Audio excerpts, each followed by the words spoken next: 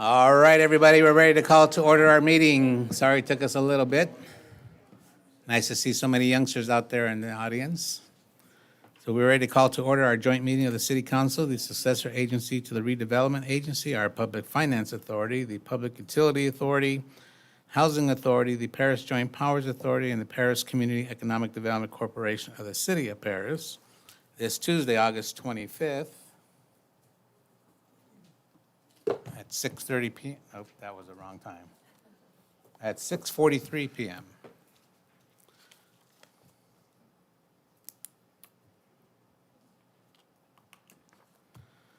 So, in addition to all that, in accordance with Senate Bill 707, which is our remote participation, is available to the public via the Zoom link or telephone numbers provided on the city website or contained in the agenda. For Zoom, please select More and use the Raise Hand feature to request to speak. If calling by phone, please use *9 to request to speak and *6 to mute or unmute. So moving along, we are going to go to item 2, which is our roll call. Madam Clerk? Councilmember Rabb, Here. Councilmember Vallejo. Here. Councilmember Nava, Present. Mayor Pro Tem Corona, Present. Mayor Vargas. I'm present, thank you. Item 4 is our invocation, which will be led by Pastor Nolan Turnage of the Grove Community Church. Here, Pastor, there he is. If you'd all please stand and join us, and then remain standing for item 4, which is our Pledge of Allegiance, which will be led by Councilmember Rabb. Let us pray. Father, we thank you for our mayor. We thank you for our council members, the agencies and authorities that will conduct this meeting tonight. Thank you for all these young people who are here. We pray that this will be a night that is memorable to them and that will encourage them to continue to be great citizens of Paris. Thank you for their parents being here to support them. In Jesus' name, amen. Amen. Please join us as we salute our nation's flag. Place your right hand over your heart. Ready, begin. I pledge allegiance to this flag of the United States of America, to the republic for which it stands, one nation, under God, indivisible, with liberty and justice for all. God, yours. All right, Pastor, thank you very much.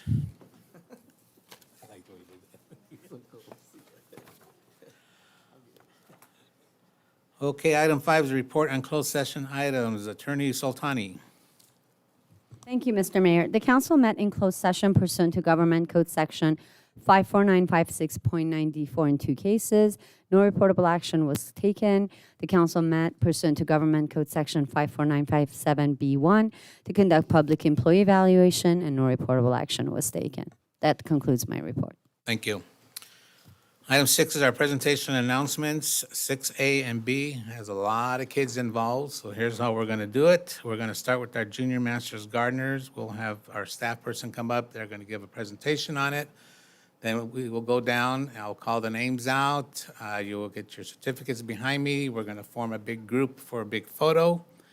And then we'll step aside. We'll let staff come up to introduce the following presentation, which is for our YAC committee, and we'll do the same thing there. So for our junior masters, please welcome our Public Services Director, Sabrina Chavez. Good evening. Mayor, members of the City Council, Public Health Supervisor Emmanuel Marquez will be presenting this item before you. All right, where is she at? Oh, can you do that again? Because nobody heard you, and I don't want people thinking that's Sabrina up there. On the microphone, on the microphone. No, it worked, but everybody was clapping.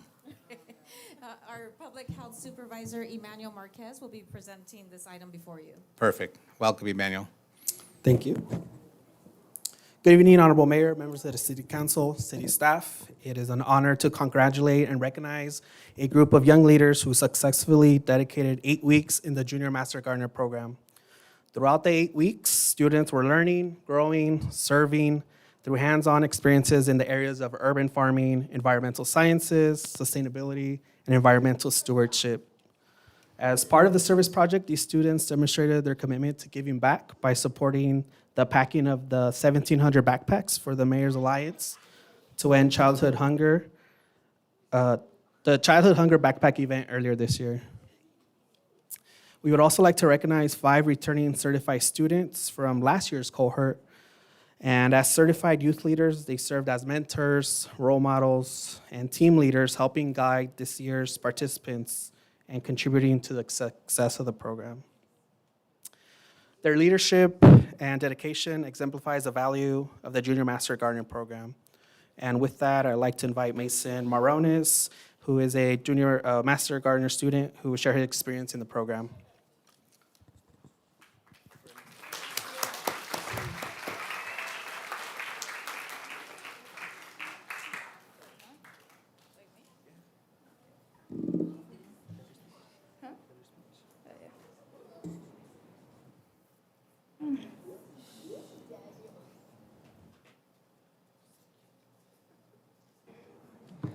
Good evening, Mayor and members of the City Council. My name is Mason Moronis. I'm 10 years old and in the 5th grade.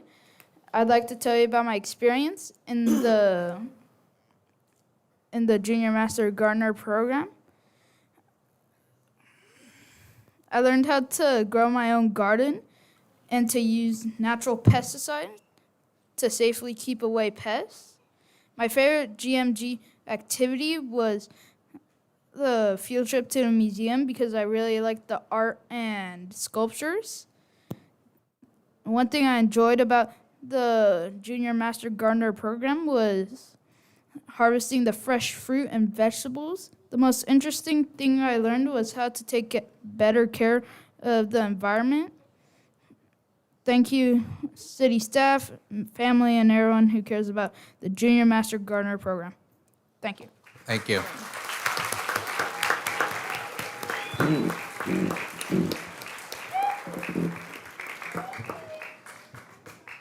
Thank you, Mason. I'd also like to invite Corey Reed, who was also a student and will share a different experience in the program.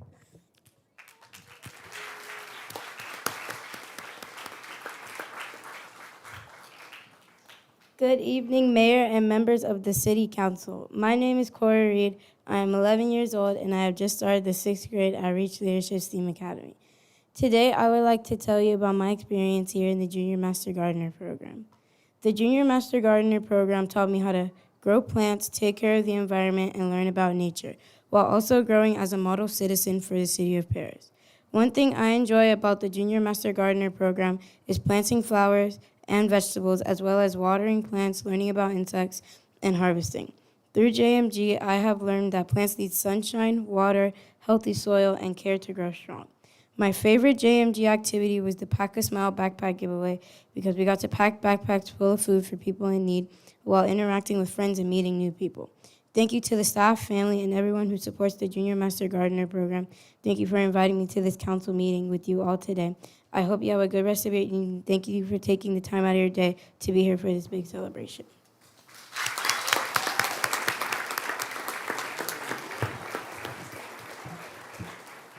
So thank you, Mason and Corey. And with that, I would like to invite the mayor and city council for a photo op.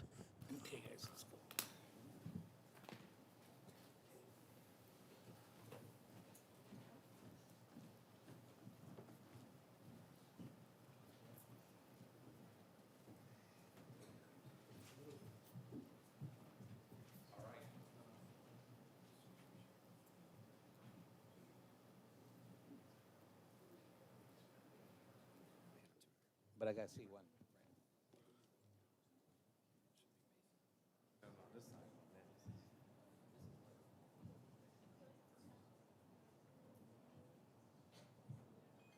All right, we have a lot of kids, so I'm going to read off what the certificate reads. I'm going to call the individual student's name, and they'll come up and receive their certificate from our public information officer. Then they can go down and shake hands with the council members, and he's going to line them up for a big photo. This is our staff member here, Serena, who's going to take the first picture, so give her time. But parents, I don't want to see you trying to take a picture from the back row. Please move up to the front, take your time, and get a good shot of your child. This is a once in a lifetime. We don't want you thinking you can't come up. I want everybody to come up, take pictures. I only charge $5 for mine, so. All right, so the first group is for our Junior Master Gardener certificates, level 1. And and it's going to read, the 2026 Junior Master Garden Summer Program Certified Junior Master Gardener Level 1. May it be known that the Office of the Mayor and the City Council hereby recognize the student's name for his or her commitment to positively contribute to his or her community, and successfully complete the Junior Master Gardener Summer Program, and is presented on this 25th day of August. And we're going to start with Mason, as a Morones. Come on up, Mason.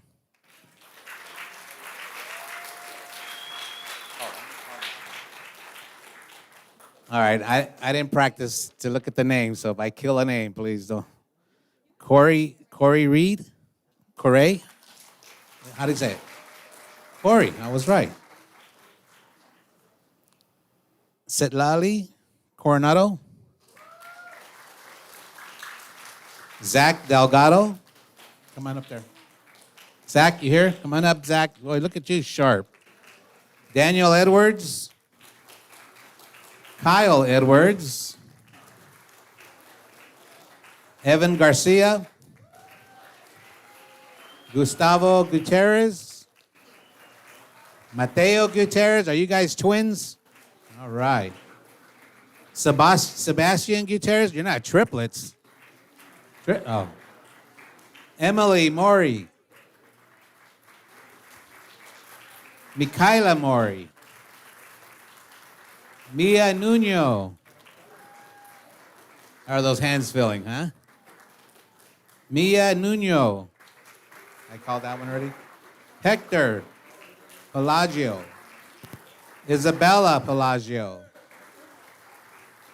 David Ponce. Kevin Ramirez. Come on up, David. Yasil. How do you say it? How do you say your name? Yasil Ramirez. Emily Nava's not here, but we want to recognize Emily. And now we're going to move on to our Junior Master Gardener volunteer leads. I'd like to read what that certificate reads. This one reads, maybe know that 2026 Junior Master Gardener Summer Program Certified Junior Master Gardener Volunteer Leader. May be known that the Office of the Mayor and the City Council hereby recognize and appreciate the student for his or her commitment to positively contributing, volunteering, and successfully take lead in the Junior Master Gardener Summer Program. So that means what? They've been here for a year. This is year 2 for them already? Second year in gardening. Very good. And we're going to start off with King Delgado. Ivan Barajas. Ariel Ponce. Harley Ross. And Daniel Vasquez. There's your gardeners.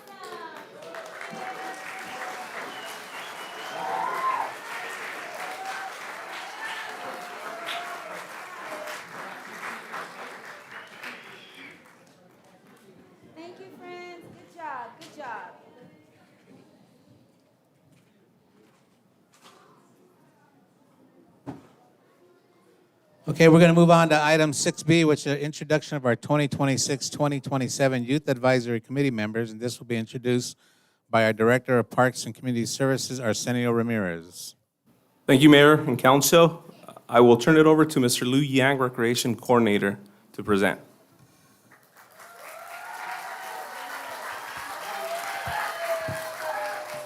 Thank you. Honorable Mayor, members of the City Council and City staff, good evening. My name is Liu Yang, and I serve as a Recreation Coordinator for the City of Paris Parks and Community Services Department, as well as the lead liaison for our Youth Advisory YEC Committee. It is an honor to stand before you tonight to introduce the incoming YEC members for 2026-2027 term. Before I introduce our new member, I would like to take a moment to recognize our 10 graduating seniors from last cohort. From Heritage High School, we have Isaiah Smith, representative. From New View Bridge Early College High School, Melanie Lopez, our president. From Orange Vista High School, Amy Reynoso, VP. Ari Butler, representative. Derek Ortega, representative. Michelle Estrada, representative. Miranda Estrada, representative. And Shayna de la Alas, vice president. From Paris High, we also have Salvador Ramirez, representative. Ismael Ocasta, representative. And now, Mayor, please join us to introduce our new YEC member for 2026-2027 committee.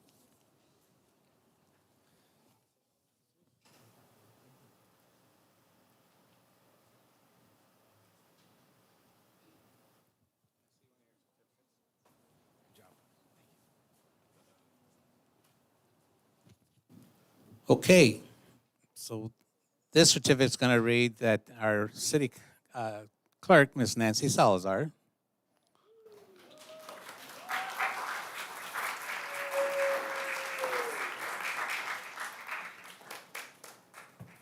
that reads that I, Nancy Salazar, City Clerk of the City of Paris, County of Riverside, State of California, do hereby certify that, and then the student's name I'm going to read off, was officially appointed by the Paris Youth Advisory Committee to the Office of Youth Advisory Committee President, or their title, I'll read their titles when I read their names, as shown by the official minutes of the City Council of Record in the Office of the City Clerk.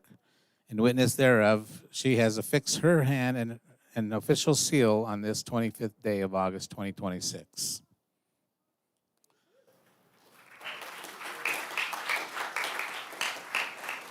So first up is our president, Alyssa Ariana Troop.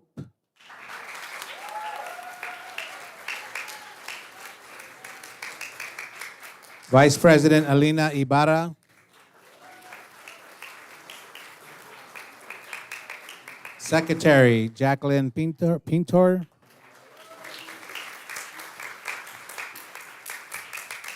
Secretary Kayla Bodyford.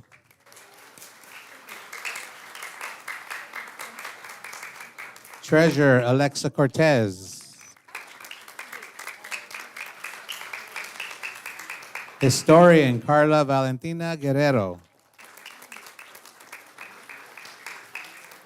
Historian Yaretsi Villanueva.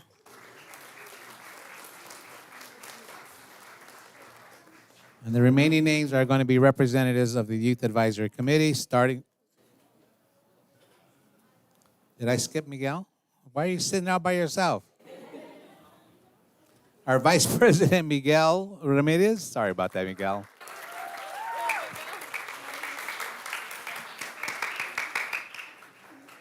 Okay, now we're going to read off our representatives, starting with Amberly Escobar. Arlette Soto. Cesar Diaz. Christian Gutierrez Lopez. Emily Diaz. Evelyn Saya Soto. Evelyn Aleska Mesa. Fatima Rivera. Genesis Kimberly Vargas, no relation to the mayor. Guadalupe Lopez Alcaraz. Jaslyn Alani Johnson. Caitlin Cecil Marisagan. Kayla de las Alas. Luke Sandoval. Matthew Herrera Pacheco. Max Marin. Melanie Fuentes. Melina Zaragoza Urbano. Nicholas Diaz. Renee Flanagan Vargas. Reverly Piñero. Sofia Carmen Ulgalde. Victoria Valdez Sosa. Yuretsi Orozco. And finally, Ziva Limas.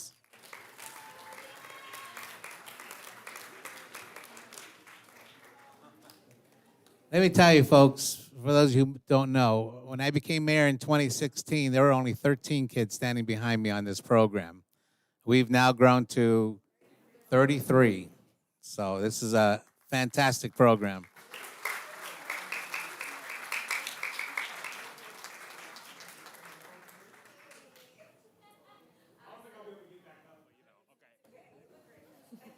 All right, family, you already practiced. You know everyone on your chest. If you're tall and there's a small person behind you, please just sit back and let them come forward. Thank you so much. Awesome. You guys did great. Congratulations. Keep smiling. Keep smiling. Awesome. Here we go. Ready? 1, 2. Last time we didn't have people, so make sure that chest is up. So I can see everybody. Here we go. Ready? 1, 2. Very good. Right here, eyes your chin. So make sure that paper's on your chest. Bring it all the way down on your chest. There we go. Drop that chin. Here we go. Keep smiling. There's one person right there. All right. There we go. Ready? 1, 2. Keep smiling, everybody else. Keep smiling. You got a good one. Awesome. Okay, nobody move. Stay right where you are. Parents.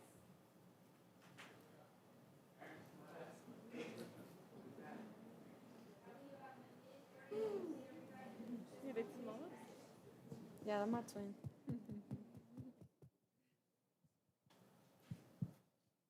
You know what she does? She goes far, but then she zooms in.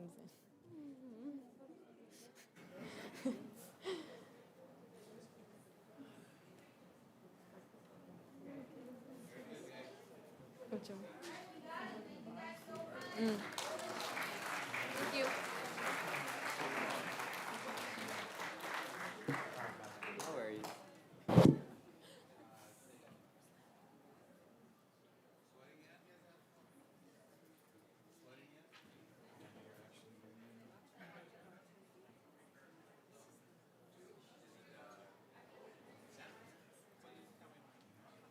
I'm gonna keep my job.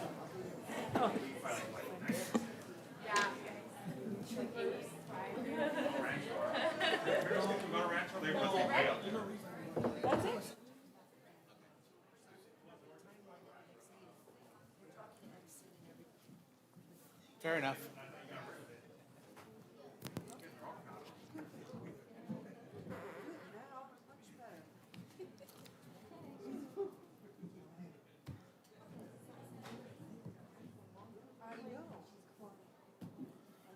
All right, congratulations, everybody. I'll give a couple of minutes here for our council members to make any kind of comments they'd like to make on both groups, starting with Mayor Pro Tem Corona. Thank you, Mayor. Just want to give a special recognition, congratulations to all the junior master gardeners for all your hard work and dedication. It's such a wonderful program for kids to be outside, away from their technologies, and getting their hands dirty as well, too.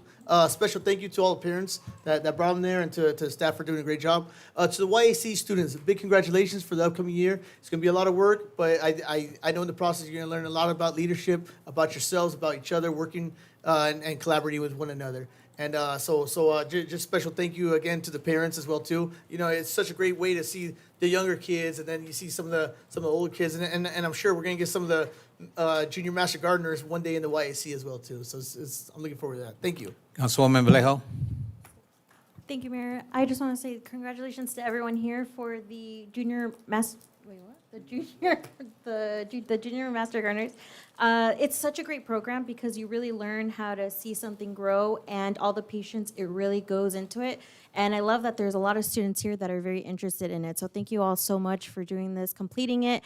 And I also want to give a quick shout out to staff because if it wasn't for the staff here, then those kids would not keep on coming. So staff, thank you for just making a wonderful program. And for the YAC kids, you guys are doing awesome. I would just like to give a shout out to all the women here, all the girls, because they all gave me strong handshakes. So you girls are doing amazing, the whole team, and I can't wait to see you all grow. Thank you. Councilwoman Nava? Thank you, Mayor. Congratulations to all the junior master gardeners. What a great way to spend your summer learning these great new skills. I hope you all truly enjoyed the program. And thank you to the parents for investing in your children and making sure that they have a productive summer. And to all our YAC members, I am so honored to see that this group just keeps growing. There's a lot of OV representation, so congratulations. And on this side of the dais, there's a lot of Paris High representation, but because obviously OV didn't exist. But shout out to all my Paris High Panthers as well. And I know there was a few CMI members. You're small but mighty, so represent. And thank you all to the parents as well for investing in your youth. Enjoy the program. I hope to see you at future events here in City Hall and surrounding areas in Paris. And again, thank you to the parents for investing in their youth and making sure that they continue to build their resume. So congratulations to all. Thank you. Councilman Reb? Yes.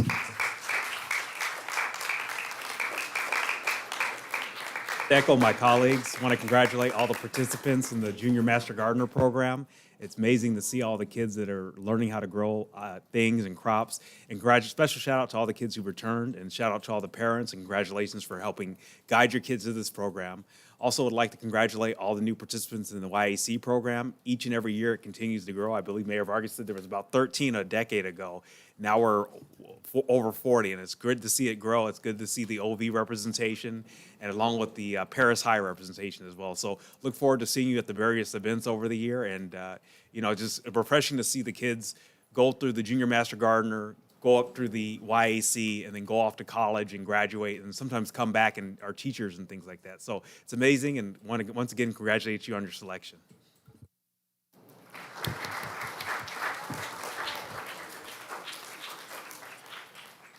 Well, what's left after 4 people already said the same thing the mayor wants to say. But no, congratulations to our master gardeners. I don't know if staff told you, but the mayor likes romaine lettuce, and we have a mayor's salad challenge at the end of the year at our, not the end of the year, but at our health fair. But hopefully maybe you guys can participate in that with your schools. But congratulations for being master gardeners, and to our volunteers, guys, as well, too. Thank you for your service. Yak, you guys are in for a full busy year. For the new parents, thank you for being here with your children, and for all the parents. It's a lot of work because there's a lot of activities, and you got to do a lot of driving around. I know what it's like. I did that with my 4 daughters, and now I have grandchildren. It doesn't stop, but thank you for the support that you do for your kids as well. So good luck to both our groups, and we look forward to seeing you throughout the year.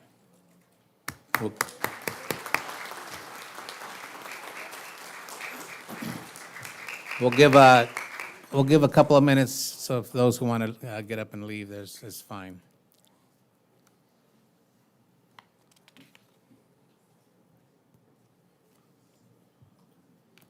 Should clear out the whole room, no? Yeah. I know YAC is still sitting down. I know. I would love to get up and go make some more coffee. I think we're gonna go.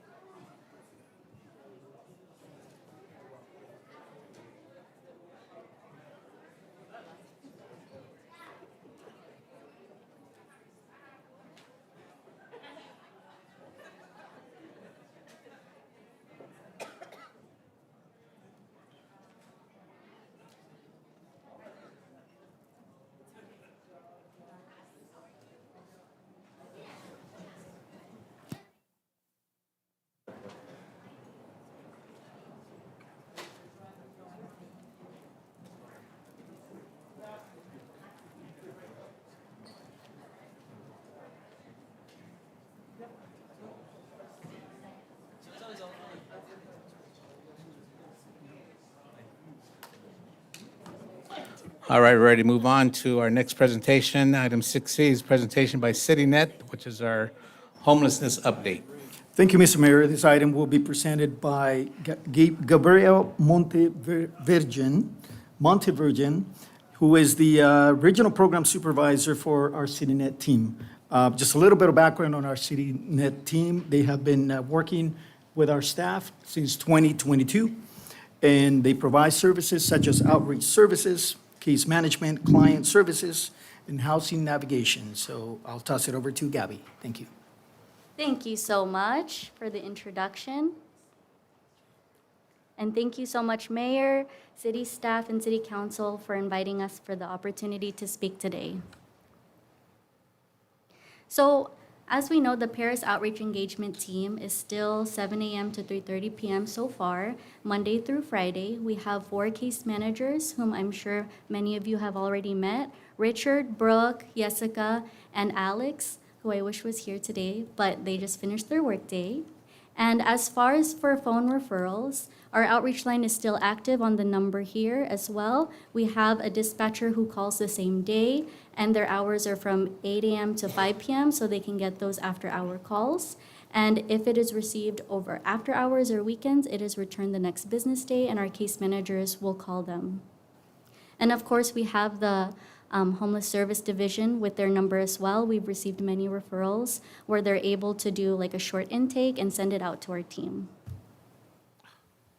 For outreach and engagement, beyond proactive daily outreach efforts, we also receive many different referrals from all kinds of local agencies, partners, and residents, connecting individuals experiencing homelessness with the support that they need. And here are some of the examples of those referral sources. We all know code enforcement, animal control. Just earlier today, one of the park rangers gave us a referral that we will respond to tomorrow as well.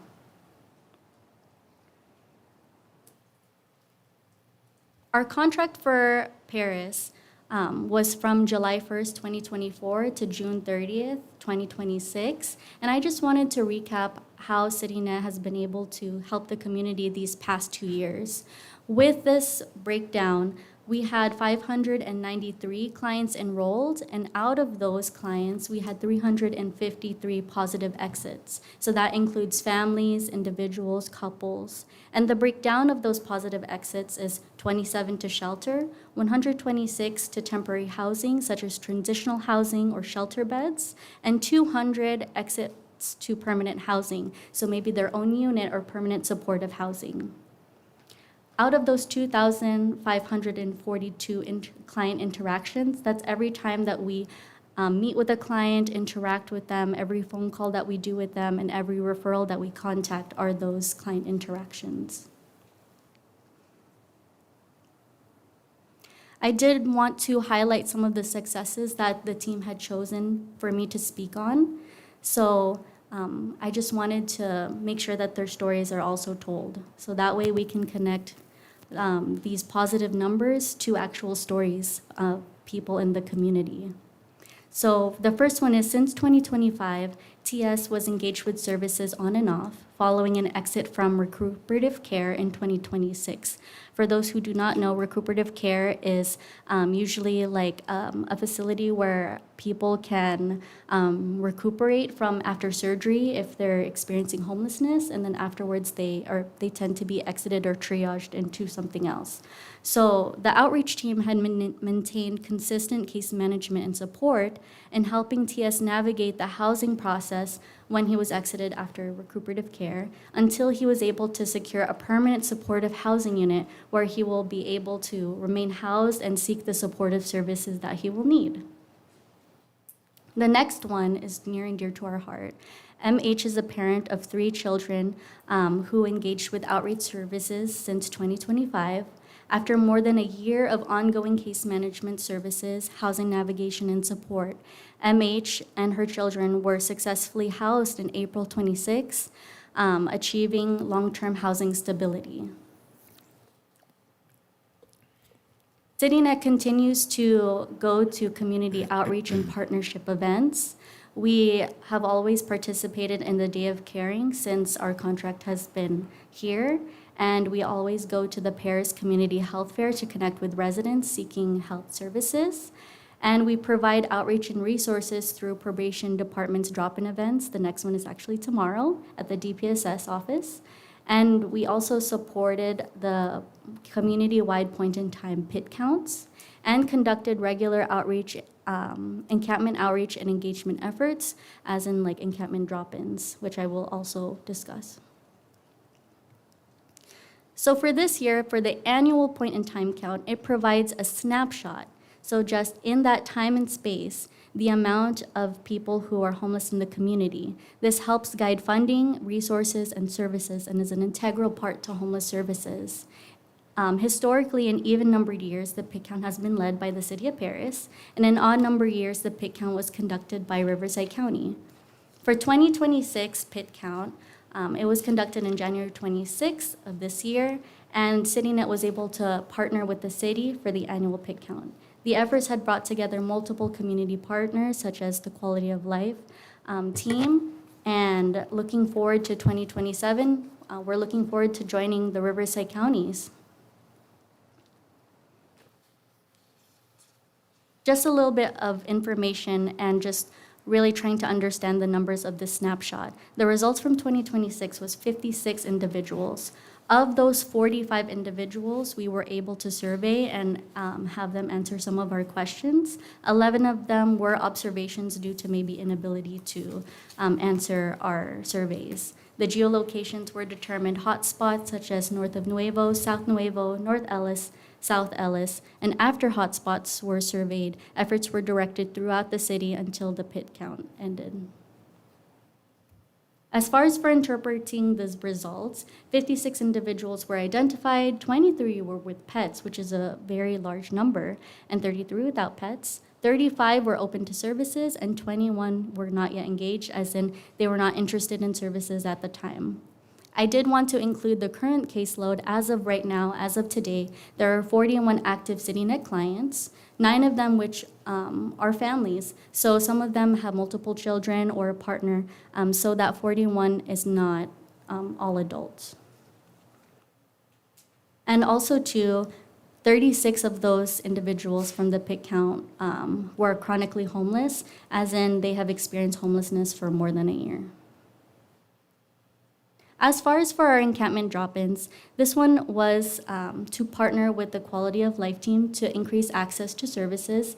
As we know, there are many harder to access areas for people to access services. And so we've done ongoing outreach with the Belamo area. We had expanded drop-in hours for the parks from 5 p.m. to 7 p.m. And the latest outreach was conducted from the Mendoza property as well in August. And thank you so much for renewing our contract once again.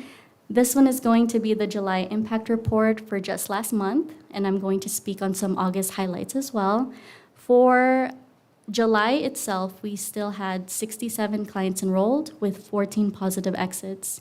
5 were to shelter, 3 were to permanent temporary housing, such as transitional housing, and 6 to permanent housing. And so that was just in July.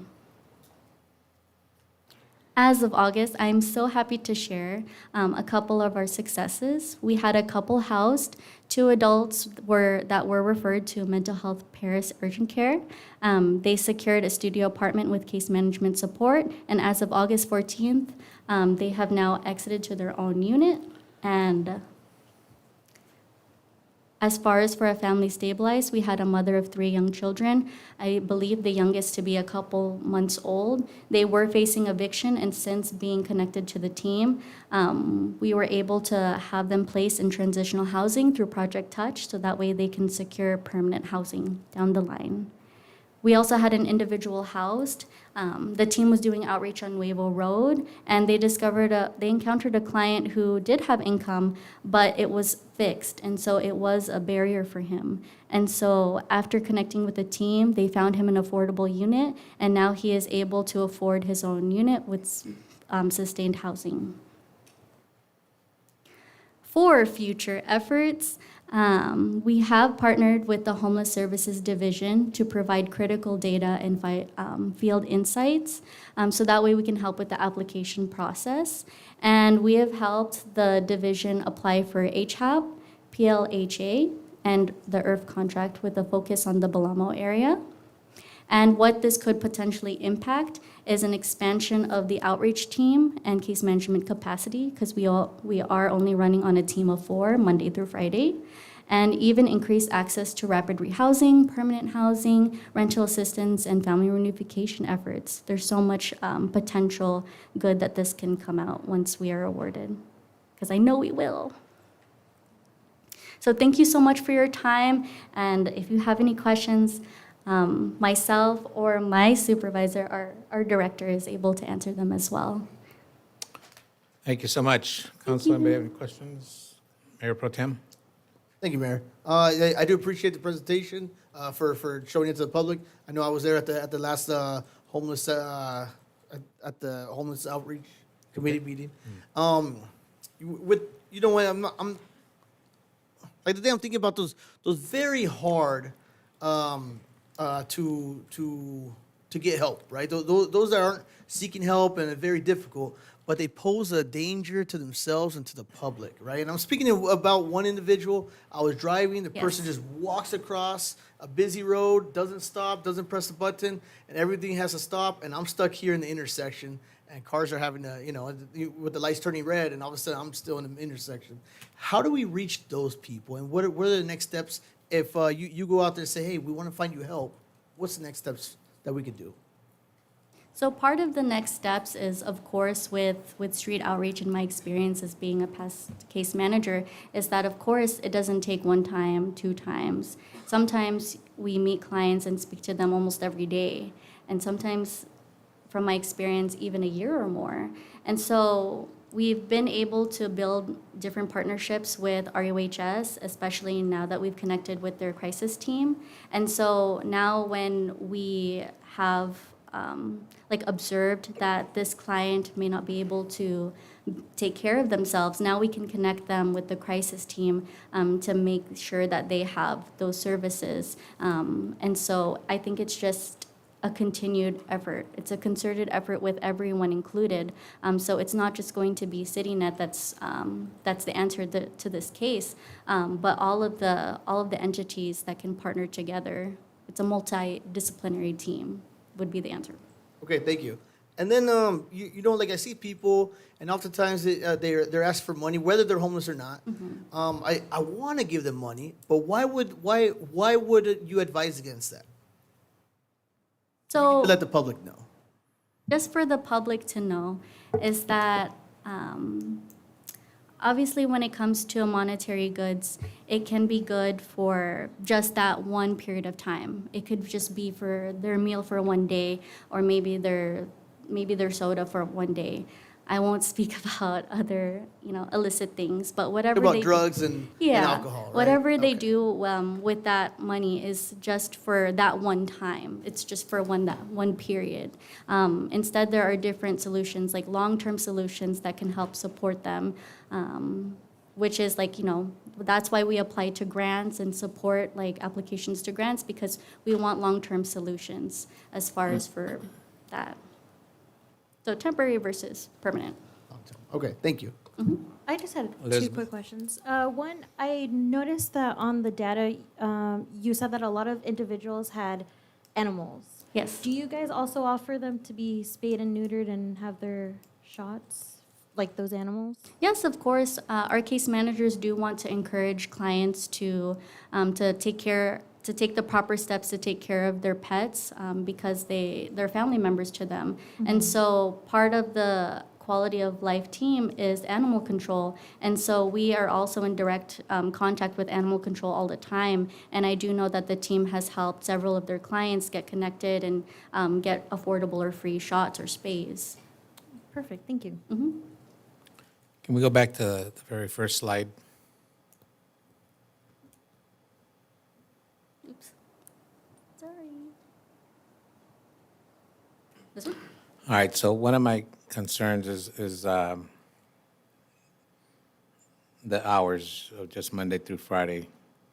So if a person, even like say a deputy or a code enforcement officer or one of our park rangers come across a potential client on a Saturday, you obtain information, or they obtain some information, it gets forwarded to you folks, and then you follow up come Monday morning?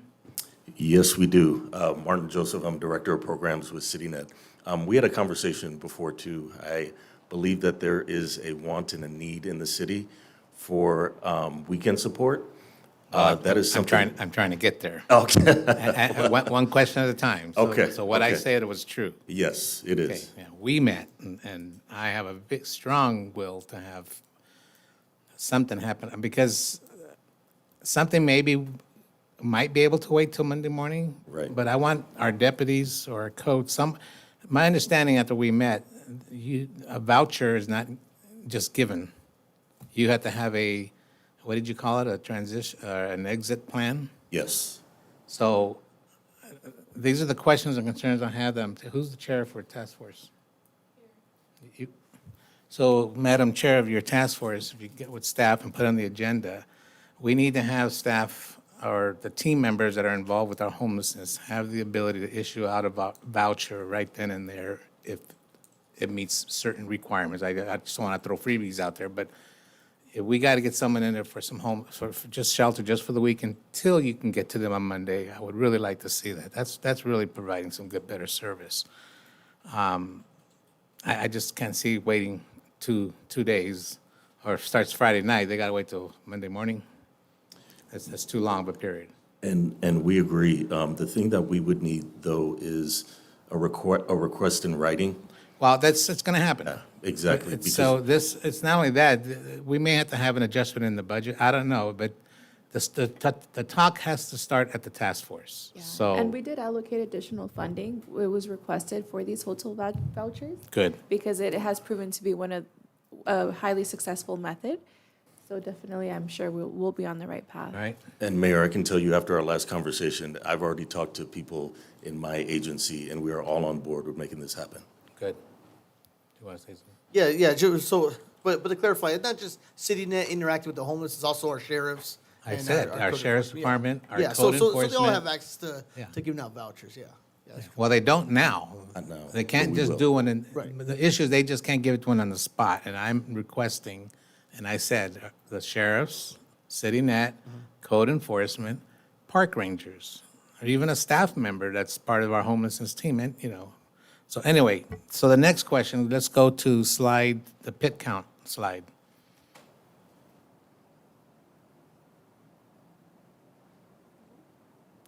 The one that actually has the numbers. There, wow. Let's try the other one.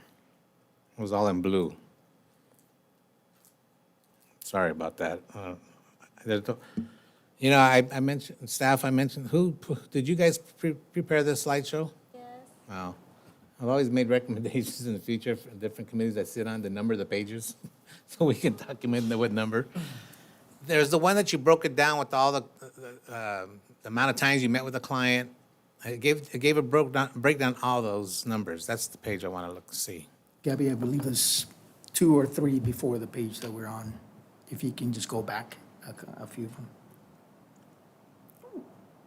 Keep going back. Right there, that's That good way. enough. Okay. So I just want to clarify, because we're getting all these different numbers. Because the pit count identified 56 in totality. And here, where are those 56 in here? Is that the 65 now with the white check mark? Oh, yes. So the 65 number that you see there is for clients who are document ready. So that just means that they have all of their vital documents in order to get housed if they were to get pulled for permanent supportive housing. So we grew from 56 to 65, according to this sheet. The original pit count said 56.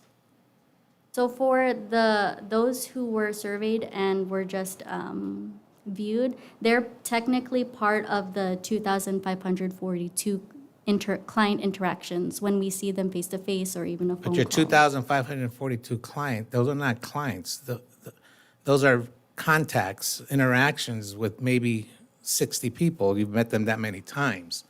I don't want the public to misleading, thinking we have 2,542 clients. We don't. So the PIT count, results of the PIT count was 56 Oh, okay. persons, I see right? what you're saying, Mayor. And now you're saying, that now there's 65 on here as your clients are document ready. So we must have added a few more from our 56, obviously, right? So for the 56 from the PIC count, they would be included in the 593 clients enrolled from this past 2 years. So even though the client doesn't complete like a full intake or a release of information, we still put them to the best of our knowledge into the homeless All right, management service. let me make this more clear, because I don't want to keep going around and around. What is our current number of homeless persons that are in our streets? Ballpark. I'm not trying to hold you down. You No, had, no you had worries. 56 at the PIT count. Yes, so there are 41 clients who are currently active with CityNet. Perfect. So that I can say I have 41 homeless persons in my community. Mhm. Okay, Yes. that's, and nowhere on this page does it say that. That's my point. So if we can maybe somehow, when you guys do this presentation, wonderful information, but let's not confuse ourselves with these numbers. And if we can identify that we actually have 41. You know what I'm saying? Perfect. Yes, I meet on a biweekly basis with our data team, and so I can definitely give them the requested to add that number onto our dashboard. Great, thank you. Okay, that's all I had. Nobody else is on the list, so thank you very much for that presentation. Thank you so much, everyone. right. I appreciate your time. Yep, keep up the good work, guys. You guys are really doing good. Okay, moving on to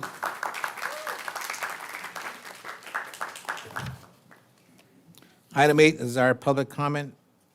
This is the period when any member of the public may bring a matter to the attention of the mayor or the city council. What? Oh, I sure did. I'm sorry. That's why they're all sitting out there. Item 7, our Youth Advisory Committee communications, and this is going to be given by Alyssa Troop, our president of the Youth Advisory Committee. Sorry about that.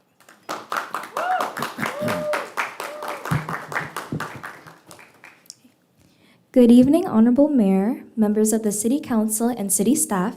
My name is Alyssa Chuop, and I am honored to serve as the 2026-2027 President of the Youth Advisory Committee.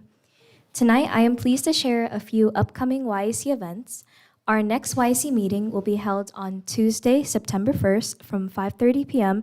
to 6:30 p.m. in the council chambers. We encourage youth interested in leadership and community service to attend and get involved. YAC will also host an open mic night on Friday, September 4th from 7 p.m. to 9 p.m. at the Statler Youth Center. We invite all youth to come out and showcase their talents. For the latest YAC updates and events, please follow us on social media at Paris YAC. Thank you to our mayor, city council, and city staff for your continued support of YAC and the youth of Paris. Have a wonderful evening. Thank you, Alyssa.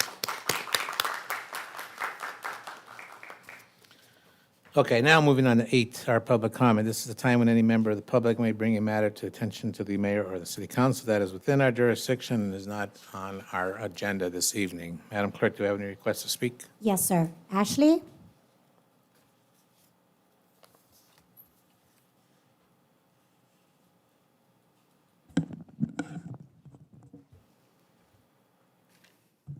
You ready for me? All right. Hi, my name is Ashley. I'm with Rise Paris Pride. We are an organization for LGBTQIA citizens, allies, and their families. We meet up every last Saturday of the month, including this Saturday, August 29th at 2:30 until 4:30. That's going to be at the community room in the Paris Library. And it's really hot, so we're making paper fans. We're going to be discussing the queer history of popping and clacking fans as well. And afterwards, we host our free market. Thank you so much to the homeless outreach team to do long-term support. We do the short-term support. We help out and give out harm reduction supplies like Narcan. We will give out period pads or tampons for those who need them. We take shoe requests. We've given out at least 12 pairs of shoes now, not exclusively at the free market, just folks who need shoes. Everyone needs shoes.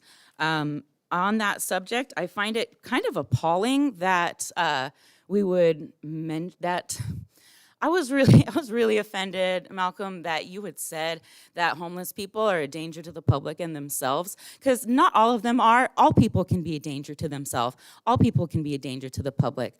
And people with houses do drugs and alcohol as well. So it's really stigmatizing to be homeless, especially because folks tend to put that idea on them, and it makes it a lot harder to help people, especially in the moment when you want to just give a little bit of money because that's all you have, and maybe that's all that they need. It's very helpful, and I do it all the time. Buys them lunch. Anyways, I also wanted to follow up with the flock cameras. I know everybody's seen my emails and hopefully other emails, because I understand that the renewal is up. And I am also watching at dflock.org that more and more cameras are coming online. So is this more than the 99 in the contract? Why is the contract continuing without having voted on it?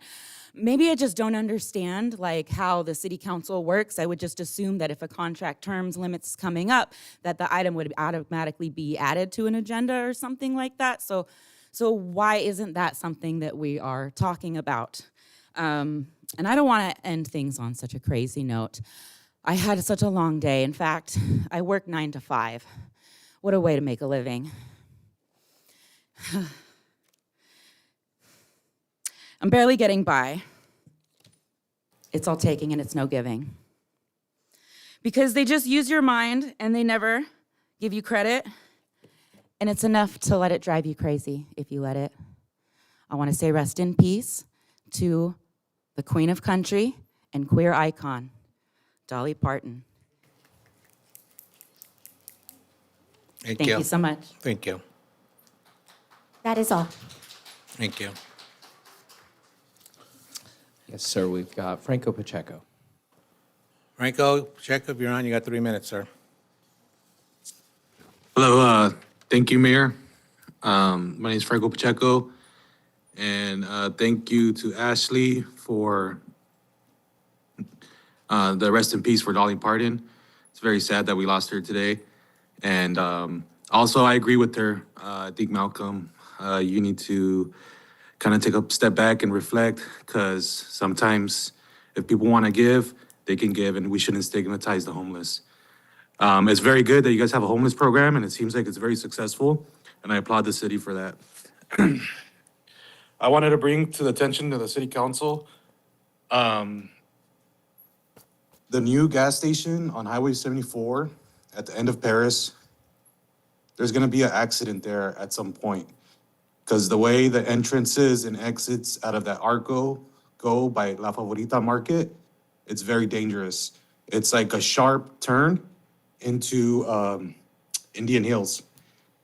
So please have your city planners, somebody look at that traffic, because it's very dangerous. And you know, with the highway traffic right there on 74, honestly, I like the gas station because it's the cheapest gas as far as I know right now.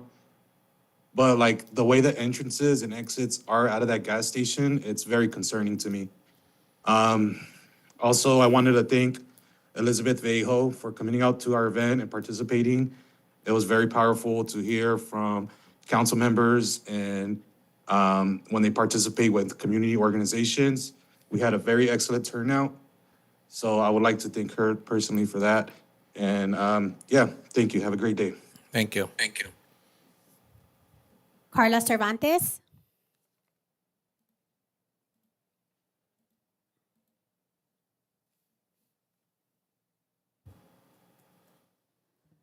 He beat me to it. I was going to thank Elizabeth too. But hey, why not? I'm already up here. Good evening, council. My name is Carla Cervantes. I came to speak about an update with the Freight Communities Action Coalition. We had a very well-attended community learning session. We had representatives from the Senator, Cervantes. We had DOJ there. We had South Coast Air Quality Management District. And we had Elizabeth Vallejo to come and talk educational about how to get involved with civic engagement. I think that when people apply for city council or for school board or things like that, the paperwork alone is pretty scary. I've never done it. I don't think I ever will. But it's good to know that there's somebody that is interested in educating the public, so it was cool to see the city of Paris represented in that way. We had close to 70 people in attendance talking about air quality, civic engagement on a Saturday morning. Like, that's a big deal to have anybody show up. Lunch was provided, which was a good thing. Aside from that, I'd like to invite you guys to some of our outings that we're having with the Sierra Club. Once it starts cooling down, we have canceled a few things just because it's so hot. I am seeing on the city website that there's about 3 cooling centers in the city, or within the parish jurisdiction. I think one is in Good Hope. I was hoping that we could get with a community partnership to see if we can expand on that, just because it is so hot outside. I don't even have my dogs outside because it is so ridiculously hot. You guys can't control the weather, but maybe we can open up more cooling centers. I know that the senior center is only for seniors, so I'm wondering if there's other buildings that could possibly act as cooling centers, or maybe just to be able to bring more awareness of when kids should be out or not during inclement weather. Aside from that, these next words are just my own. Mayor Vargas, I know that like a few months ago you had talked about, like, made a statement for ICE. I've come up here and talked a lot of a lot of stuff, and I don't regret it. But this was one of the few instances where I really felt like the community was really yearning for a statement on ICE. You're one of the few that said anything at all, which takes guts in the political climate that we're in. Recently, we've been hearing from a lot of immigrant coalitions that there are a lot of stuff like that happening in our community. And I feel like maybe a statement could be made again, or maybe we can give resource or talk about it more, just because this is affecting my family, it's affecting my neighbors, and I know that it's affecting the community members too. Like, we're seeing small businesses that we've talked to that are having super low amount of people coming in just because people are scared to go outside. So I'm hoping that just by me coming to say this, maybe there could be a statement. I know it might seem like the bare minimum, but honestly, like, that's really what you guys could do. I know you guys do a lot of stuff in the background that we might not see. Maybe having a community workshop. I work with immigrant coalition people, so maybe we can work on something together. Thank you. Thank you. That is all. Thank you. Mr. Mayor, we've got a user named Todek in the chat. Can you state your name, whoever's there from Todak? Hello, this is Luz Gallegos with Dodec. Wish I could be there in person, but out in Sacramento. But just calling in to give public comment around the flock cameras. This is something that's very concerning, and I know it's the contracts are up for, I believe, negotiation. We should really think about the security of our residents, as it is our immigrant community, not only here in Paris, but throughout the region, are suffering with fear and uncertainty. So please consider that. In addition, I do want to share that at Dodec, we have free immigration legal services on the daily at our office. We're having a clinic, immigration clinic with our staff attorneys as well for community and Know Your Rights, which is something that's Monday through Friday. So for community, which, you know, Paris community knows, but just want to continue bringing this up for our Paris residents, that we have free legal support. And in addition, we have been offering home distribution for food deliveries. As you all know, many families have been impacted.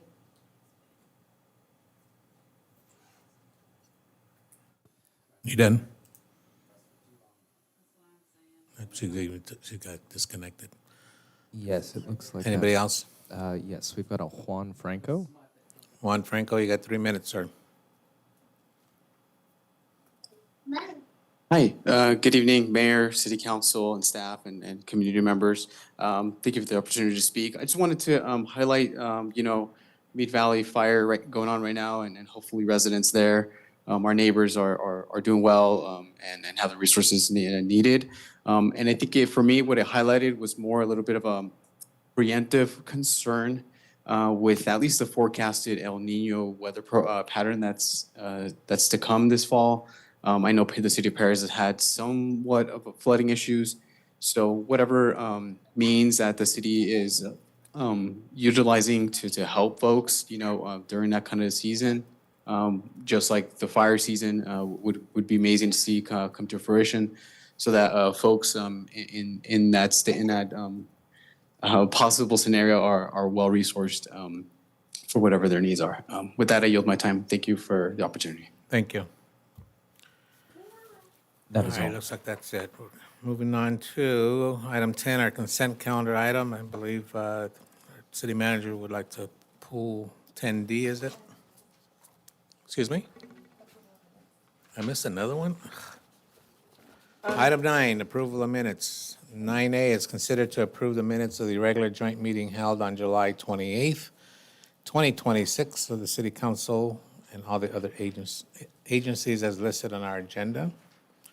Council, anybody have any comments or questions? If not, I'll entertain a motion to approve. I have a motion by Mayor Pro Tem Corona, second by Councilman Rad. Please call a vote.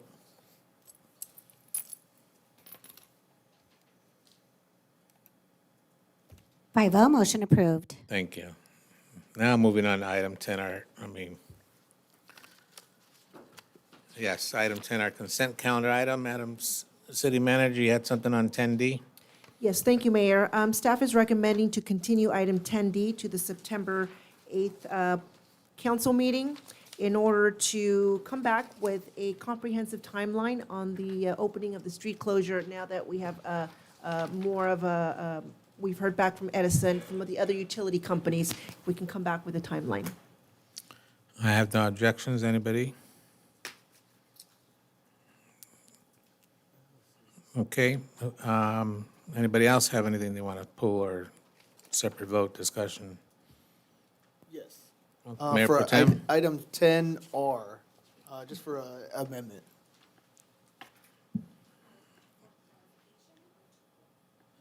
To pull it, for discussion. I'd like to pull it as well. Okay. Well, we got one already doing it. That's enough. Anybody else? All right, so we're looking for approval on 10A, C, E, F, G, H, I, J, K, L, M, N, O, P, Q, R. Not R. Who pulled R? Malcolm pulled R? Oh, that's because I wrote it somewhere else. I'm sorry. All right, so all the way down to Q. Looking for a motion. A motion by Councilman Rab, second by Councilwoman Nava. Please call the vote.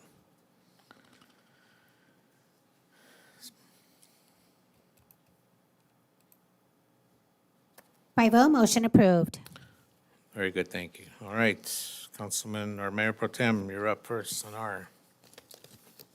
Well, it seems like Councilman Rab had some issue regarding it, but the issue I have currently is, we're dealing with our budget. We're voting on our budget right now. It has nothing against what the chamber does. I think last year they've done a great job. I think they've done lots of programming. I know that with our new economic development director here, I know that our city is really focused on economic development this year. My only issue with this one is that we're doing a 2-year, and I think it's more prudent if we just stick to 1 year. So do a 1-year contract. Okay, very good. Councilman Rab? Yes, thank you, Mayor Vargas. I'd like to thank everyone for providing the information for this item. About a month ago, I had requested the Chamber's financials because I believe that if we're going to be expending $180,000 or $90,000 if we go with the 1 year, I'd like to see if their membership is actually able to sustain the chamber. It's been over a month. I haven't received that, and this is not to talk negatively about anyone. But without that information, I cannot proceed and vote yes on this. I do believe that it is imperative that we have some sort of idea in terms of if their membership, if they're self-sustaining, because we're already giving them $100,000 or $90,000 each year. That doesn't include the free rent we give them across the street. So, given the fact that I haven't received that in over a month, I will be voting no on this item. So for clarification, which information were you requesting? Because I know that we did receive information. I just wanted to get clarification. Yes, we received information regarding the state of the city, but we still have not received any information in terms of the amount of money they're getting in from dues or anything of that sort. So given the fact that I don't have that, I don't believe as a city council, my personal belief, it's prudent to give our taxpayer funds $90,000 or $180,000 to them. Okay. I do understand that you already gave your decision. Would you be open to extending it until maybe giving them more time to get that information? Yes, I'd be amenable to that. Maybe the next meeting or the meeting after that. Okay. Anybody else want to have a comment? So the service they're providing is retention on the bulk is our small businesses. I think they're doing a really good job. They are providing all the information necessary of the $90,000 that the city is giving. They're holding that accountable line by line. Their other financials, that's not in their contract. This is a business. We don't require any other business in the city to show your financials. They're providing all the financials necessary that covers the money that the city is giving them, and I think that's sufficient. To be asking for beyond that, that's a little out of the norm.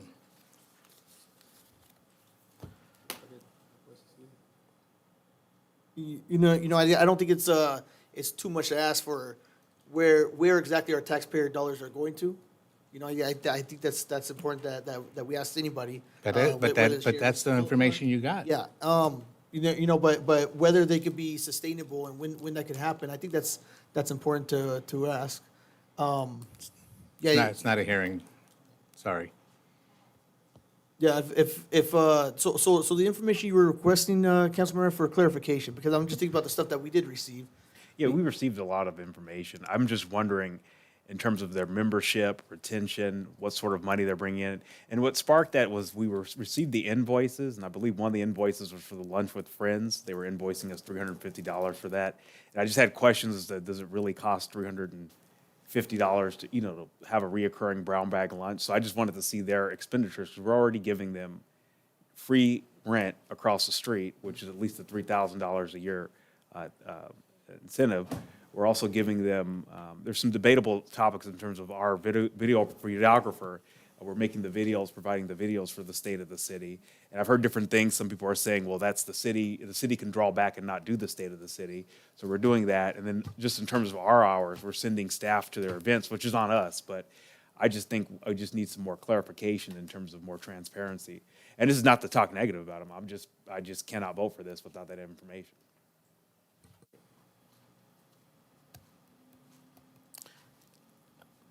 Madam City Attorney, are we even allowed to require their financials?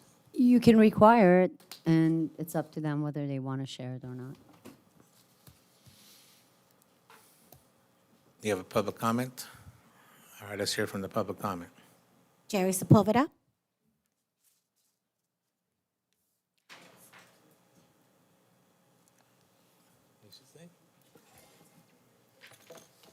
Good evening, Honorable Mayor, council members, and staff. Just to clarify, just doing math, if we have 225 members at $300 a member, that's about $70,000. So we are self-efficient. So the MOU is basically for the services that we are providing to infuse into our programming. So that's why I sat with every single one of you to go over every single thing we were doing and how robust it's becoming. And this year, it's even going to become more robust. So as far as providing financials, we gave you exactly where all your money is going, because that's a part of the MOU to make sure you guys know exactly where it's going. As far as anything else, we're providing everything that's required. We are self-efficient. Like if you guys end up pulling the money, it's like, yeah, we would end up downsizing, because what you guys are doing is being able to help us grow and help all the businesses, not just members. For example, Better Buzz came out. They couldn't do a job fair because corporate said, hey, it's too short notice and they're short staffed to do a job fair. Because we have these funds, I'm able to, within days, we scheduled it. And now on Thursday, we have a job fair. We're getting a lot of responses. We're helping hosting it because we weren't worried if there are members or not. So with the MOU, this allows us to be able to really expand, not just with members, but non-members. Now, if they become a member, great, but our intention wasn't like, I'm going to do this because I need you to become a member because we need to survive. It's more, it shows the partnership between the city and the chamber on what we're able to do for our business retention. See, with Ben here now, we're going to be able to get more in. The people that he knows, we're going to be getting businesses in, and then the chamber's going to be able to help retain those and maintain those businesses within. So it's a great partnership that we have going. I hope we're good with 1 year, Malcolm. I mean, we're fine. We just want to continue the progress, continue growing. But we have given everything that is required regarding the MOU, and you guys know exactly where all that money is going. So that's my statement. Thank you. And that's where I was coming at too. I mean, they're providing all the necessary information to show where the city funds are going. And yes, it is a partnership, not just the city, but specifically with our economic development team, which is, you all know, Ben just jumped out of the gate like a charger. And I mean, but that's one aspect. The chamber is not doing what he's doing.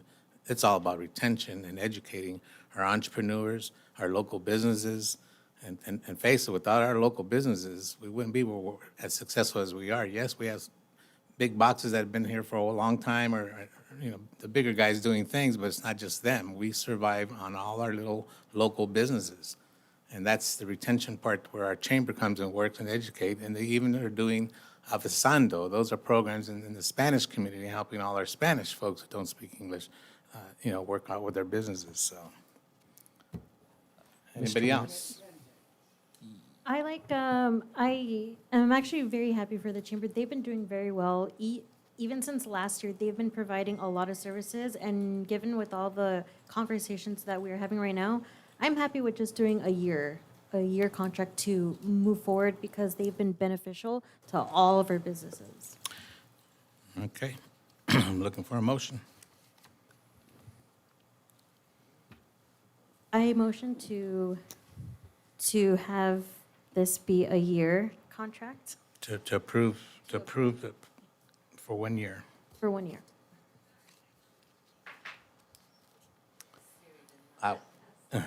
I will second that motion since nobody else is doing it. Where do I do that? I don't do this. Mr. Mayor, we've got one over Zoom still. A public comment from Juan Franco. I can't hear you, sir. Speak up. We've got a public comment still on Zoom for Juan Franco. For this item? Yes, sir. Okay. Mr. Franco, go ahead, sir. Good evening, Honorable Mayor and City Council once more. Yeah, I did have my hand raised up. Maybe IT didn't catch it in time, so I apologize. But I'm in agreement with the positive level of scrutiny we should take with any contract. And I would extend the same level of scrutiny that we had towards, how we are funding our homeless programs. I would treat the same for something like the chamber, which I appreciate all the business and all the positive things that they're doing. But, our return on investment with our taxpayer-funded funds, I think it's worth giving a certain level of scrutiny to the chamber and any other contractor for the city. With that, I yield my time. Thank you. Thank you.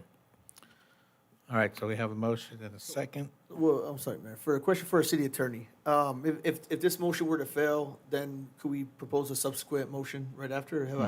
Okay. Yes, absolutely. Okay. Thank you. All right, call the vote, please.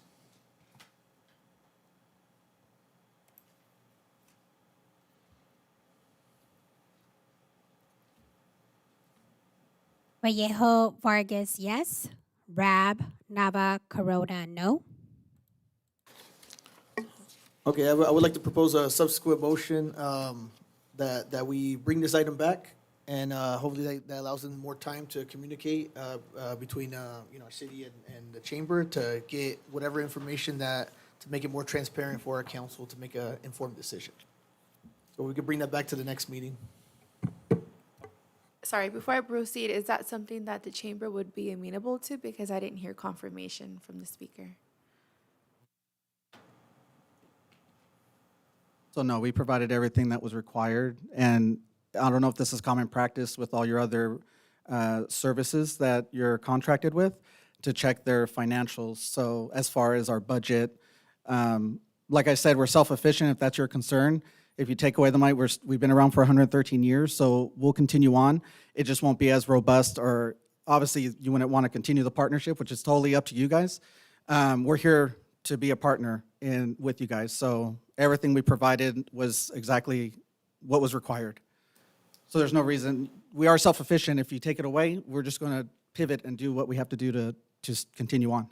Wait, hold on. I think that's kind of unfair. So you guys are saying that you will only vote yes if they're willing to give up the finances when they already gave finances.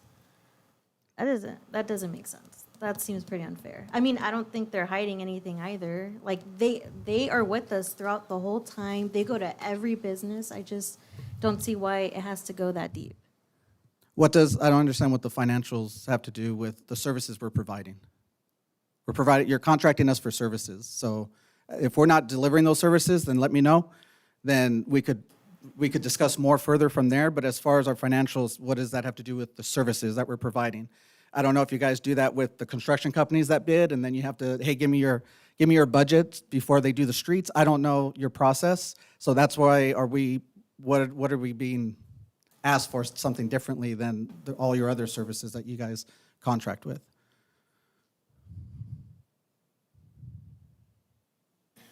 It's not a Q&A. Thank you.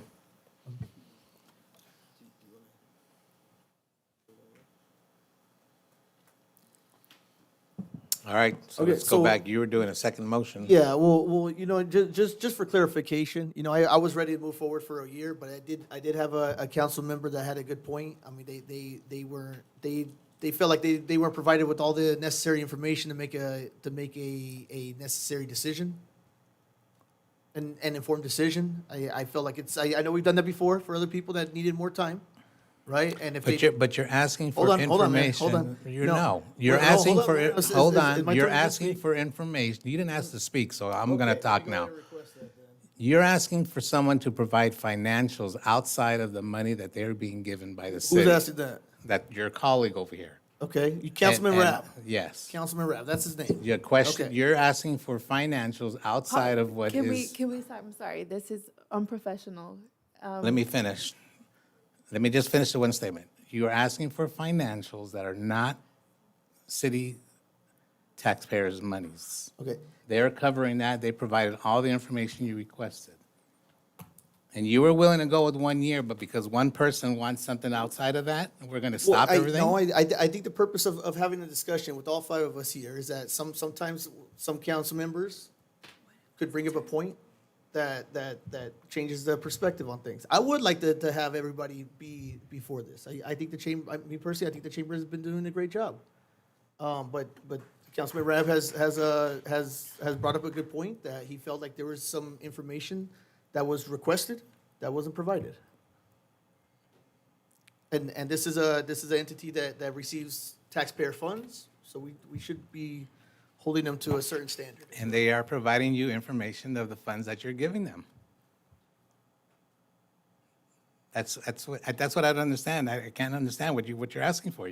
They provided everything, every line item they spend on State of the City and all the programming they're doing for us to help retention in our community with our local businesses.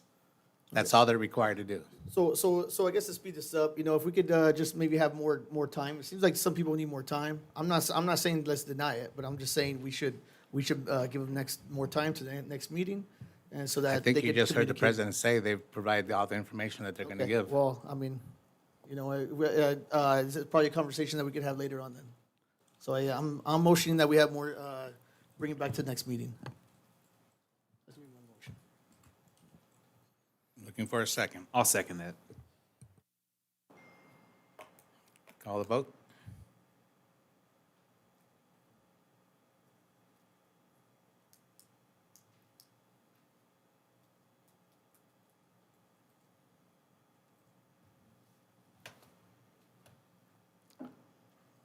I have to go along with this. It gives us an opportunity to survive our chamber. Rabb, Nava, Corona, Vargas, yes. Vallejo, no.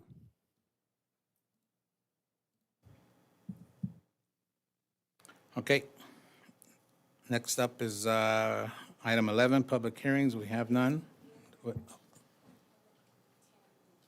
right, apparently there was a public comment request for 10B. Are they still here? Come on up, sir. Sorry about that. Jose Osuna. Good evening, Mayor and council members. I just want to wish a happy late birthday to the Paris Bike Path. It's over like 6 years old, and since then I've been an avid user of that said trail. And I hope you guys vote to expand this because it's 6 years in the making, and it should go past the Metro Link. I think it should go down to Menifee, personally. And I do want to express some concerns with it, though. I think the bike trail, I think it should include more shade and vegetation. If you miss your morning steps, by the time like 11 till like later hits, like the sun is just beaming on you. And I think there should be more trees there along the path. And for aesthetic purposes, I think, I understand it's a storm drain, so we can't really have like plants in the bottom of like the storm drain. But I think for aesthetic purposes, I think the bike path could benefit from having plants like on the side with native plants. If you guys want to learn more about that, I can send you guys like articles regarding native plants. For example, milkweed. It's fantastic for monarch butterflies and it helps them lay eggs. So just a thought. And as you guys expand this bike path, I also want to express that you guys should also take a look into the current bike infrastructure that's in the city of Paris. I think the system in the city is good, but I think it should also expand it within the city if we consider expanding the main bike path. And for example, Redlands Avenue, that road, I don't understand why there isn't a bike path for like the rest of the road. I think it's phenomenal. I think it's like textbook definition, like, hey, there should be a bike path right there. And I also think there should also be some boundaries on these bike paths because on East Ryder Street, where that cluster of warehouses are, sometimes some trucks go down that road and God forbid if a driver isn't paying attention, there's like no physical boundary right there to protect you. So that's all I have to say, and thank you. Thank you. That is all. Okay. Moving on to item 11 for public hearings, we have none. Item 12 is business items. 12A is consideration to adopt proposed resolution number next in order of the Board of the Successor Agency to the Redevelopment Agency approving the preliminary official statement and continuing disclosure agreement in the connection with the issuance of a sale of the Successor Agency 2026 tax allocation refunding bonds authorized in April of 2026. This will be introduced by our Director of Finance, Matthew Schenk. Thank you, Honorable Mayor, members of the council. Yes, we have our municipal advisor, Jim Fabian, from Fieldman, Rolap and Associates. Thanks, Matt. Good evening, Mayor, members of the City Council. Pleasure to be here tonight to go through a brief item related to the refunding of the city's 2015 tax allocation refunding bonds. Back in 2015, the city issued the 2015 Series A, Series B tax allocation refunding bonds to refund debt of the successor agency from 01, 02, and 06. Presently, there's 10.6 million of the Series A bonds outstanding, $14.7 million of the Series B bonds outstanding. These bonds can be refunded at 100% at this present time. Previously, we had worked with the successor agency to refund the 2015 bonds, the 2018 bonds, and the 2019 bonds. And the reason we work with staff to look at refunding these bonds, it provides more money back to Main Street and not to Wall Street. So it's a really good thing, not only for the city, but also for the other taxing entities within the boundaries of the city. Brief overview of the timeline. We were here on April 28th to start the proceedings. On June 17th, we went to the Riverside County Oversight Board for their approval, which was received. On July 17th, Department of Finance approved the refunding. We received a AA- rating from Standard & Poor's, which was a really excellent rating for the debt issuance. We're in front of you tonight to approve the last two items, the preliminary official statement and the continuing disclosure agreement. We're set to sell the refunding bonds September 2nd, close on September 19th, and the bonds would be redeemed on October the 19th.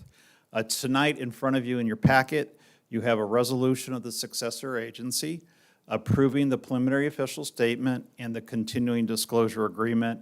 It also provides direction and authority for staff to complete any necessary actions to complete the refunding. As I mentioned earlier, we were in front of you on April the 28th to start this process for ending up to where we are tonight. So just briefly to look at market conditions as of July 31st, we have approximately savings of $1,450,000. On a net present value savings, that's about $1.25 million, which is about 5% of the outstanding prior bonds. The average annual savings is approximately $160,000. The city doesn't get all that money because of the way property taxes are distributed to all the taxing entities. Your share is about 15%, which is roughly $210,000 or $23,000 a year. As I mentioned tonight, in front of you in your packet, you have the preliminary official statement, the continuing disclosure agreement. I think I went the wrong way, sorry. The preliminary official statement, that document is the document that the underwriter uses to market the bonds to potential investors. It contains all material facts and information they need to make a decision whether to buy the bonds or not. Also, this is a document that is required that you have read and approve in the actions tonight. Additionally, as part of that document, we have the continuing disclosure agreement. This is the document that describes the annual disclosure the city needs to make to the marketplace to keep bond investors informed about the successor agency tax increment projections and revenues that are received. Wildan Financial Services serves as the city's dissemination agent, and they work with the finance department on that endeavor each year. As I discussed, we have set September 2nd for the bond sale. The closing would be on September 17th, and the bonds would be redeemed on October the 19th. We have Anita Luck from Alshire and Winder Bond Counsel here tonight.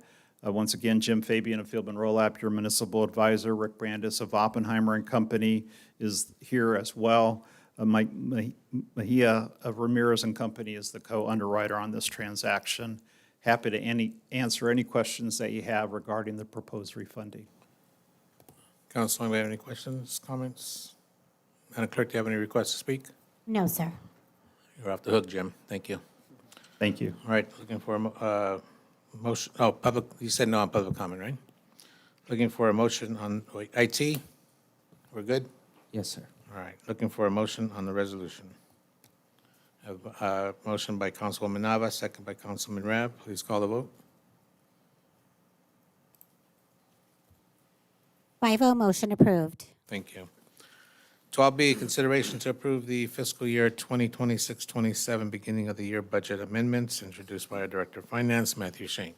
Thank you, Honorable Mayor, members of the City Council. First of all, I apologize for having two back-to-back finance items. We try not to do that to you guys.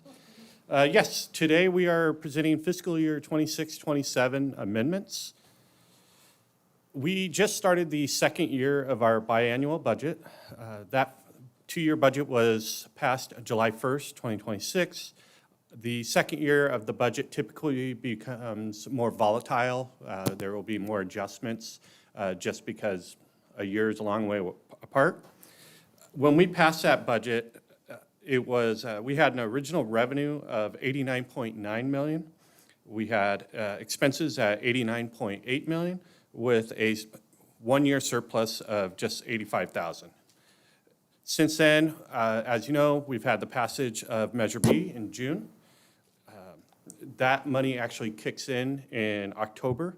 With that, we will see about $12.8 million in additional revenue. Once the full year is in effect, we expect that to bring in about 18 to 20 million. This is going to be a little bit of a confusing presentation just because we've had some recent things happen. The city was under a sales tax adjustment under the Bradley Burns. I will go in a little more detail on the next slide. But currently, the city's projected sales and use tax under Bradley Burns is negatively adjusted by $2 million. I'll explain that in a second.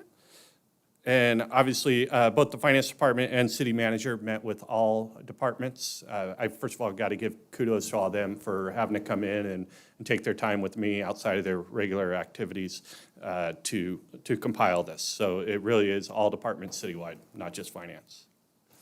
Little timeline. This started back in the beginning of June when we met with all departments. Takes a long time to compile, revise, get everything in line with what does the city need. What do the residents of the city need? July 29th, the city manager met with finance and assistant city manager to really clean up and highlight the priorities of the city. And then August 7th, we took this to the Ways and Means Committee, which their suggestion was to move forward and present as is with, to the city council. August 25th, obviously here we are now. So this is where it may get a little confusing. Feel free to stop me at any time. Just yesterday, we found out the city was originally negatively pulled from Bradley Burns $6 million. We found out yesterday morning, we're already cleared about $4 million of that. So now we only have about $2 million that's currently being pulled from us. We expect that $2 million still to come in. However, we can't budget for that at the moment. So with that, we now have a revised revenue increase of my original $89 million. We now are adding $10.8 million, and we are projecting for the first time in city history that we are breaking the $100 million revenue in our general fund. Nice. With that, the expenditures had no change. We revising expenditures up $6.08 million for a net amendment of $4.7 million.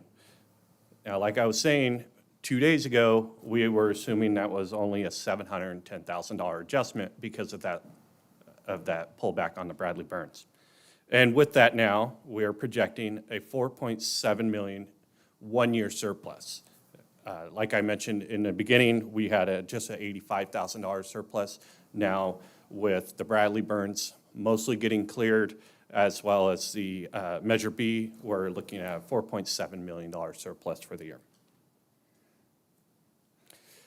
This Bradley Burns, I've kind of covered it now. Currently, just $2 million is being held under review.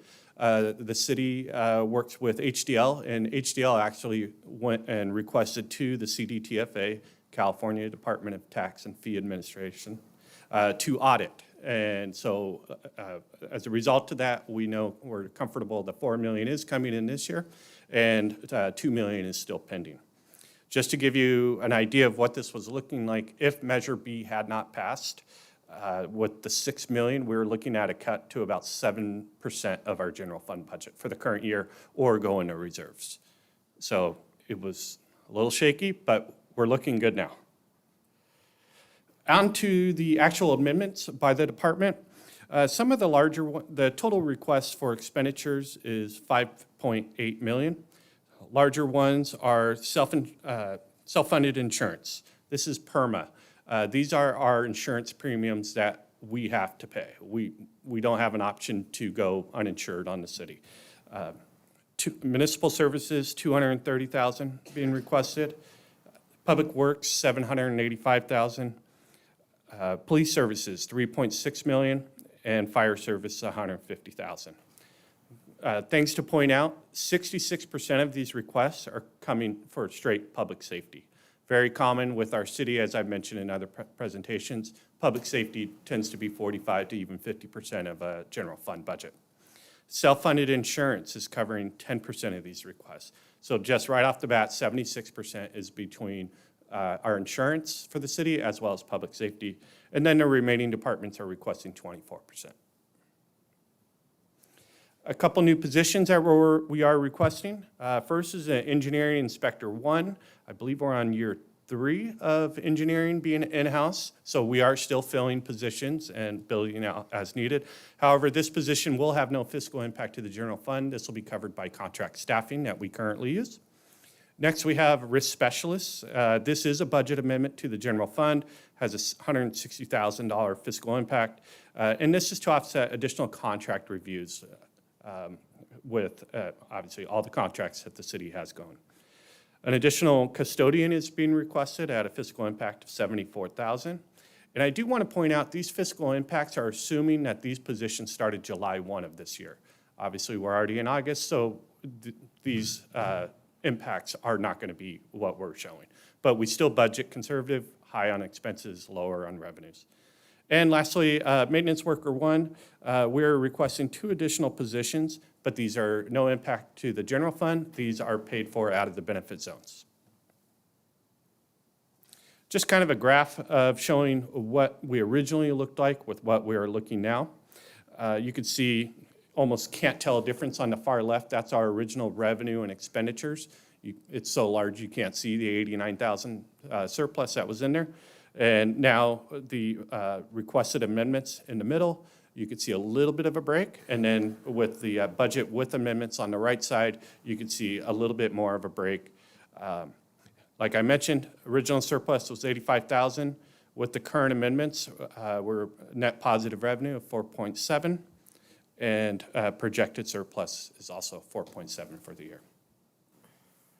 With that, happy to answer any questions anyone may have. Like I said, departments are here as well if there's any specifics. Thank you, Matthew. Madam Clerk, do we have any public comments on this? No, sir. I don't see any on Zoom. Council, anybody have questions or comments? Mayor Pro Tem? Let me put request to speak. I guess the biggest increase obviously was police services. Correct. So if I could have somebody, that representative from the sheriff's department. I want to say police services, but.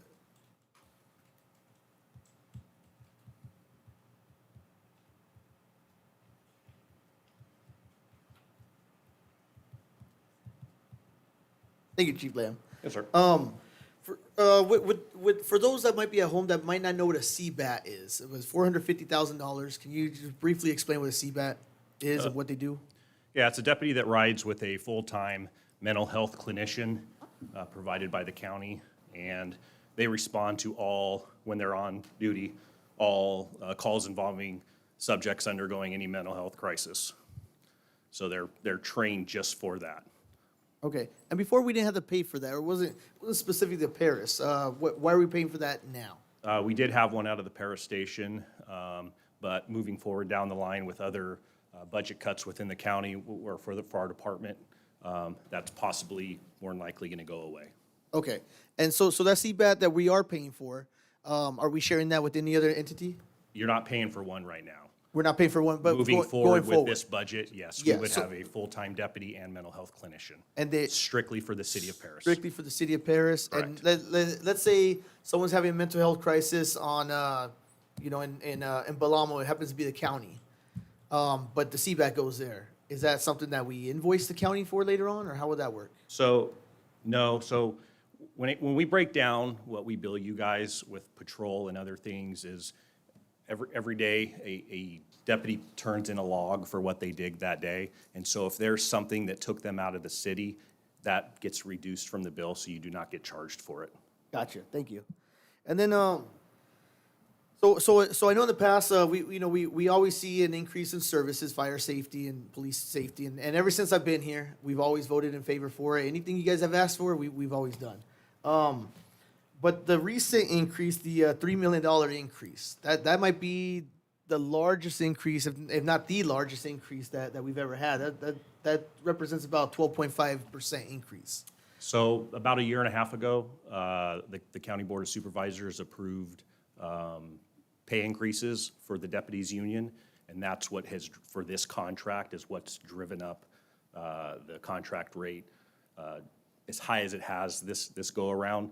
You know, we always look down the road that, you know, depending on what the board approves is kind of what drives your contract rate.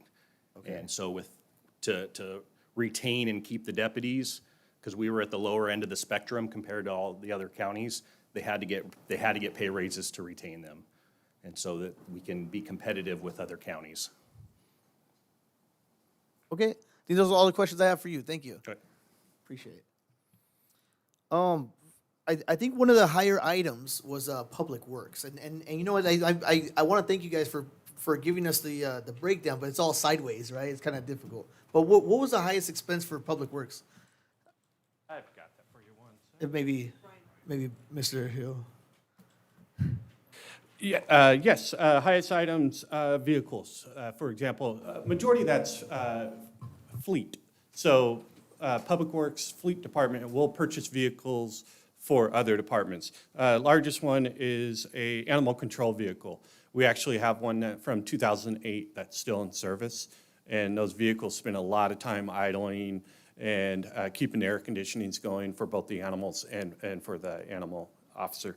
The next largest item is a $300,000 to go towards CIP. That's actually for design work on the new a new Public Works facility. Beyond that, the next one is $110,000 for new maintenance management software. If you have specifics on that, I can defer that over to Bryant. But it's much more customizable than what we have now. You want to touch on what else? No, I think you did explain it, but if you want to go ahead and clarify that for the public. I'll clarify a couple things. The animal control vehicle is about a $180,000 vehicle because they do come with the box and AC unit separate from the pickup truck itself. So you have to buy the cabin chassis and then you have to buy the box with the AC unit. So those are roughly around $180,000. The management software currently that we have does not have a fleet management system with it. So we have to kind of manually, like old school, have a spreadsheet. So when we do maintenance on our facility or in our fleet facility vehicles, we manually input what the mileage is, what everything that is done on that vehicle. And then we just kind of keep that spreadsheet ongoing. But this new software, not only for fleet management, it is more automated for that.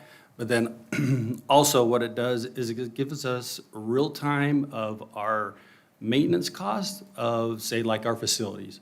So it'll keep track of the cost that we are spending at City Hall or Development Services.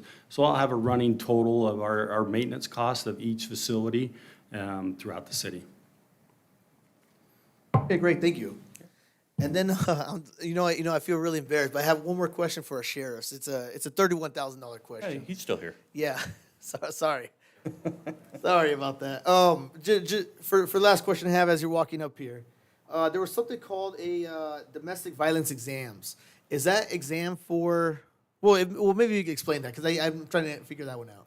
So years ago, we paid for what we call a rape examination, a SART examination for rape victims. And over the last couple of years, they've developed the same type of medical evaluation for domestic violence victims. So not all of them go to it, but it's there for them if they want to do it. And that's where we have a forensics expert actually medically look at them, look at their injuries, create a report so that down the road when it goes to court, it can be presented to show the injuries they've suffered. Oh, okay, so it's an exam for victims, Correct. essentially. Oh, okay, like a kid, okay. Yeah, and it's become a new thing, and so it's getting used more. Okay. So it's just driving the cost up. Okay, totally understand. I was thinking it was an exam for you guys or something. I wasn't sure. Like a for expertise, right? No, To build. not at all. Okay, gotcha. Thank you. Thank you for clarifying that. That's all the questions I have. Thank you. Anybody else? All right, confirming we had no public comment, right?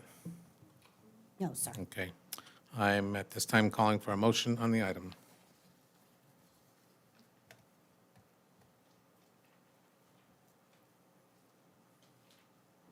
I have a motion by Mayor Pro Tem Rona, second by Councilwoman Vallejo. Call the vote.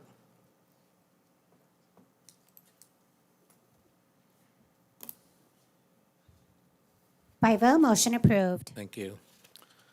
12C is consideration to approve the modification of the Cesar Chavez bronze sculpture. This will be introduced by Public Services Director Sabrina Chavez.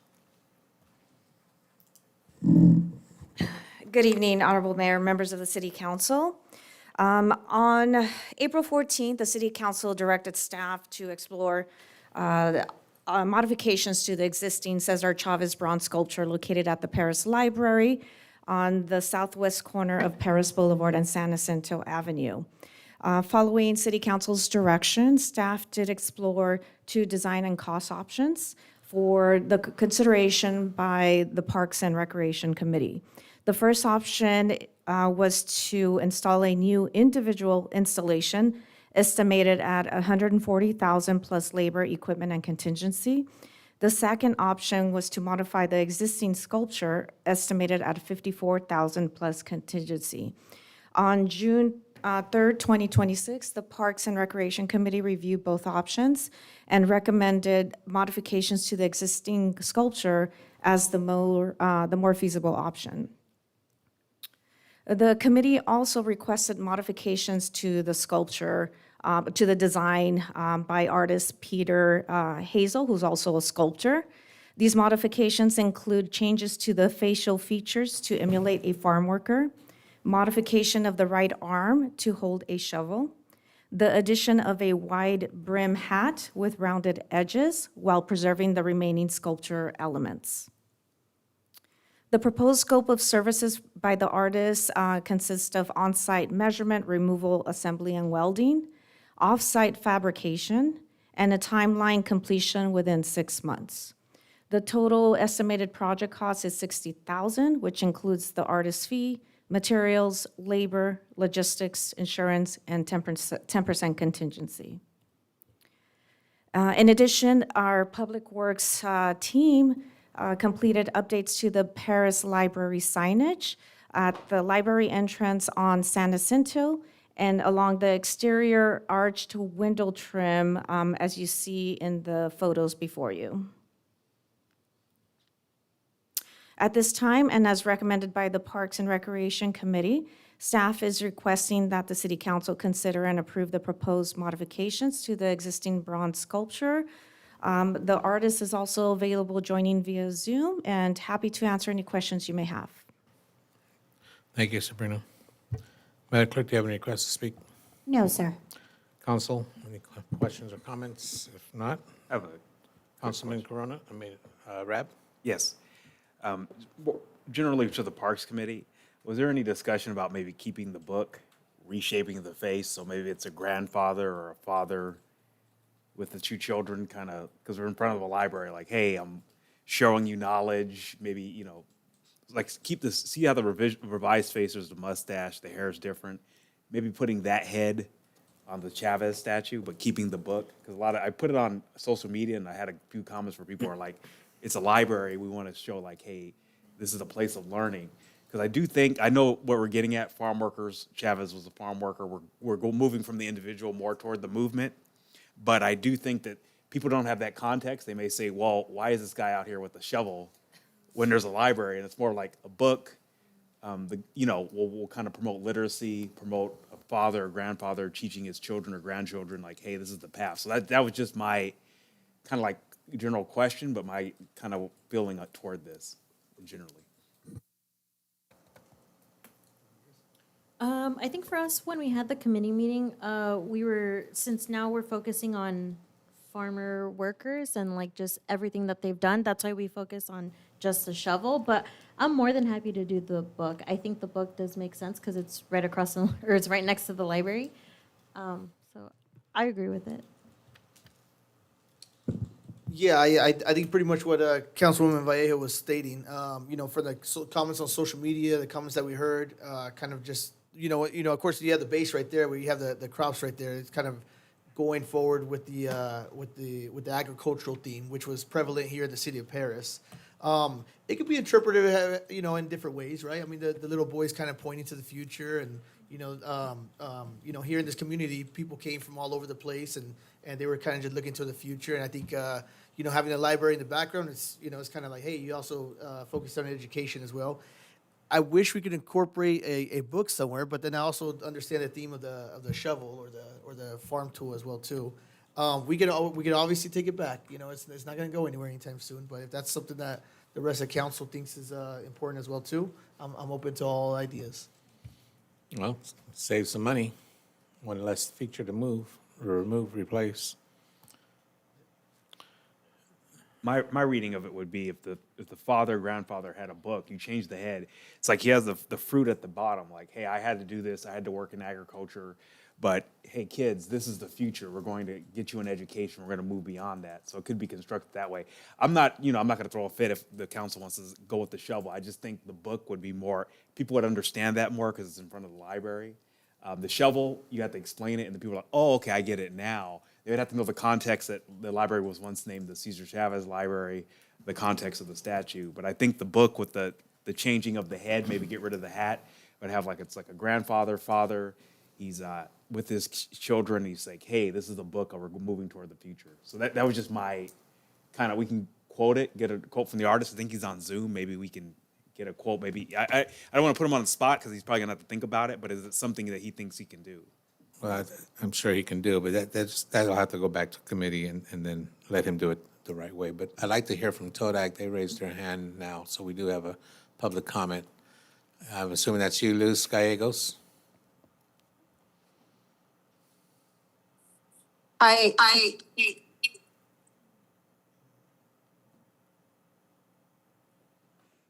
You there, Luz? Can you hear me? Yes, now I can. Yes, hi, Luz Gallegos with TODEC. Yes, I appreciate the thoughtfulness of the committee. I understand the whole book concept, but at the end of the day, we cannot hide the history of Paris.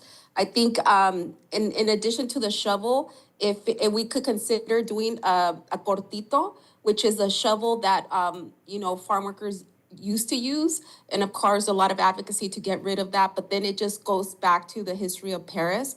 And the book, maybe they could hold the shovel, the cortito, the shovel in one hand, and then the book in the other. I just feel that if we get rid of that concept, we're gonna diminish the farm worker movement in the city of Paris, or maybe having the kids hold the book, or having both concepts. But I do understand the whole book concept, because at the same time, coming from that farm worker background, a lot of us decided, we worked in the fields, and then we decided to go on to higher education. So, that's something that is very important. But at the same time, we want to make sure that we don't lose the concept of the farm worker movement, because that's the whole, a lot of advocacy to bring the library to the city of Paris, the funding from the state, and then to a lot of organizing to make sure that we had representation of our farm worker movement in the city of Paris. So there's a lot of history. It's not just the name and all of that, but it's all the movement that took place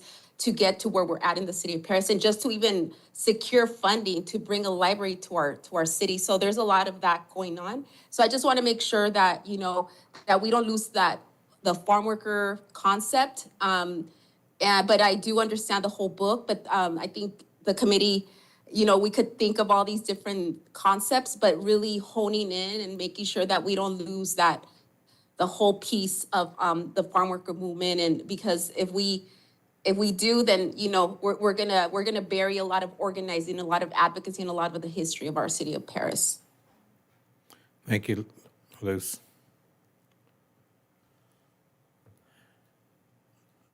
Well, I recommend you guys take it back to your committee there. Yeah, we'll take it back, but if we could have, maybe if anyone wants to kind of just put a description of what they think it might look like. With AI, you can come with all kinds of stuff, scenarios. But if we could have maybe, the rest of the council, maybe write like a little blurb of what they might want to see in there, that we could kind of compile it together. But we'll definitely consider all thoughts. Thank you. All right, I need a motion, though, to take it back to the committee. Can I come back to council, since it seems like the committee vetted it, and at that point to facilitate it? Because as of now, I'm concerned that the monument has been covered and it's just unsightly. So if we could get the ball rolling sooner than later, and rather than go back to the committee and then back to council, if we could do as Council Member Corona mentioned, is let staff know ahead of time, and that way we could compile a staff report that shows our finalized thoughts.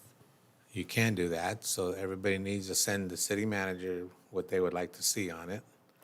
And then she can give it to Sabrina, and Sabrina can work with the artist and say, come up with 2 or 3 scenarios, and then we can finalize that at the next when he's done, when he's ready. Will that work? Yeah, thank you. You want to make that motion? Mr. Mayor, we've got a public comment still on Zoom from Mr. Franco Pacheco. All right, we'll take this last person. Mr. Pacheco, go ahead. Thank you, Mayor. I just wanted to say, I think incorporating the farm workers movement is very important. My grandfather was a bracero, and right now there's a woman that I met when we did an event in San Bernardino College where the grandson of Emilio Zapata, Edgar Zapata, came out, and he did a presentation on like revolution and the history of our peoples. Her name is Rosa Marta Zarate, and she goes around and finds these farm workers that the braceros from back in the day, because a lot of them were frauded by the U.S. government and the Mexican government for their paychecks during that program. So I do think that although I appreciate Rab's interest in the knowledge thing, I do think that it's very important that we keep the farm worker spirit right there, because a lot of us come from immigrant families, a lot of come from farm worker families, and I just really think it's important to keep it in there. That's all the comments I wanted to make. Thank you. Thank you, Mr. Pacheco. So your motion is to have everybody send their information to city manager, and then she'll forward it to Sabrina and then to the artists. Is there a second on that? So we have a motion by Councilwoman Navas, second by Councilman Rab. Please call the vote. 5-0, motion approved. Thank you. Okay, 12D is consideration to introduce the first reading by title only of proposed ordinance number, next in order, amending Chapter 8.05 labeled noisy animals and related provisions of the Paris Municipal Code. This will be introduced by our Director of Municipal Enforcement Services, Robert Trejo. Thank you, Mr. Mayor and City Council members. This item will be introduced by our Animal Control Supervisor, Ms. Cristina Avila. Thank you. Good evening, Honorable Mayor, City Council, and city staff. I'm bringing forward the noisy animal ordinance update for clarification and enforcement improvements. The key changes are the duplicate code removed from section 7.34080, section 3 of animals, which removes redundant animal noise language, and the enforcement is addressed in chapter 8.05 of noisy animals, which provides clear parameters added, set specific time and frequency standards, and titles update to reflect the current department structure. Ooh.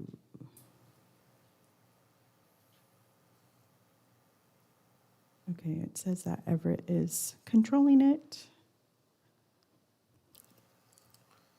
IT, are you controlling that? There you go. There it is. Thank you.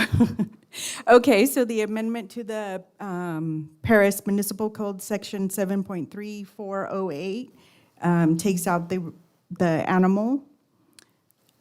And then the titles are restructured to the Director of Municipal Enforcement Services or their designee, and the noisy animal definition is updated to include occurring for a total of 1 hour or more within a single calendar day for 5 or more separate calendar days within any 30-day period.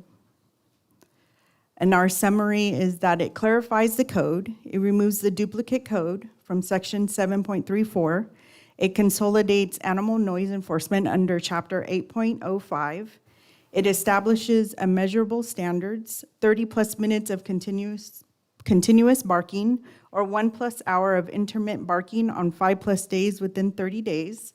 And this supports consistent enforcement, objective criteria, fair application, and clear expectations. And staff recommendation to approve the proposed revisions to the existing ordinances and move forward to the second reading. Thank you. Thank you.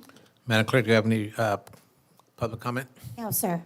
Council, any questions or comments? If Not, call for a motion on the first reading. I just like to say this is definitely well needed. I get a lot of emails and calls regarding noisy animals, so appreciate that.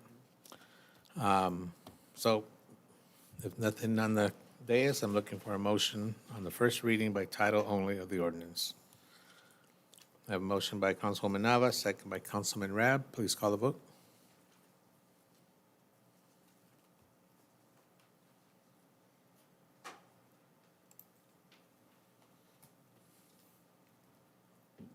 Five oh, motion approved. Thank you. Item 13 is council communications. Start with Councilman Rab. Thank you, Mayor Vargas. I'd like to thank everyone who participated in tonight's meeting. Last Saturday, I had an opportunity to fellowship with the members of the Bethel AME Church. They had a game night across the street at the Senior Center. They're really appreciative of being able to reserve the Senior Center, and they just want staff to know, they want the city to know that they really appreciate the professionalism of the city staff to facilitate that. It was a ton, about 30 people playing spades, bizwids. They even had a Wii there, so it was a good time. Yesterday, I had an opportunity to visit the Congregational Church over on A Street. Once again, had really good conversations. Everyone is happy at the way the city's going, a lot of old-time members. And I'd also like to send my condolences to the Keys family. Earlier today, we learned that Katie Keys, a long-term member of the Paris Valley Historical Society, passed away, I believe, at 84. Ms. Keys is actually a very long-term member of Paris. She went to school with my father in the 1940s and 50s, and it was always a pleasure to hear her tell stories about knowing my father, knowing my grandfather. She told one story about when my father was stricken with polio. They went to Riverside Community Hospital because he was convalescing there for about 6 months until he was able to recuperate, and I never knew that. So it was just nice to have the institutional knowledge and be able to speak to someone like that. So I want to send my condolences to the Keys family. And that concludes my comments. Thank you. Councilwoman Vallejo. Thank you, Mayor. I'll keep it pretty brief. I would like to thank Arsenio and the Community Services Department for creating a really good ParisCon event last Saturday. It was a really great event. I was a judge for one of the cosplaying costumes, and people came out and they had really great costumes. So I just want to thank staff for that. I also want to wish everyone that I hope everyone had a great summer, because now it's time for the fall, and I guess it's time to work. Fall, what's that? I know, right? Right, but I hope everyone had a great summer, and I also want to give my condolences to Katie Keys and also the Paris Historical Society, because they're a pretty tight-knit group and they're very knowledgeable and they know a lot, and it must be very hard for them. So I want to wish my whole condolences, and if they ever need anything from us, we're always here for them. Thank you. Thank you. Councilwoman Nava. Thank you, Mayor. I'd like to ask staff to bring back an item to extend our current moratorium on new warehouses and distribution projects, which expires in December for the maximum period permitted by law. So we have sufficient time to complete the necessary studies and ensure we are making the best long-term land use decisions for our community. Second item is if I could please have our finance team look into the possibility of using purchase cards for the smaller routine purchases, and present a staff report to mayor and the council at the next council meeting, such as the ones that the county uses, Riverside County.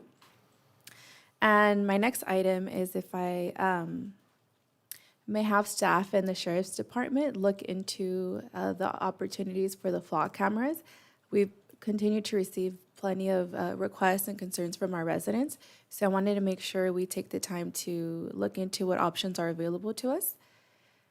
And then our public comment speakers also noted expanding cool centers and shade along trails. And I just really want to reiterate that we should have more shade throughout our highly frequented trafficked areas, like our parking lots. And I've mentioned about our parks. And so if we could continue, especially right now that it's really hot, you can see the need for such shaded areas.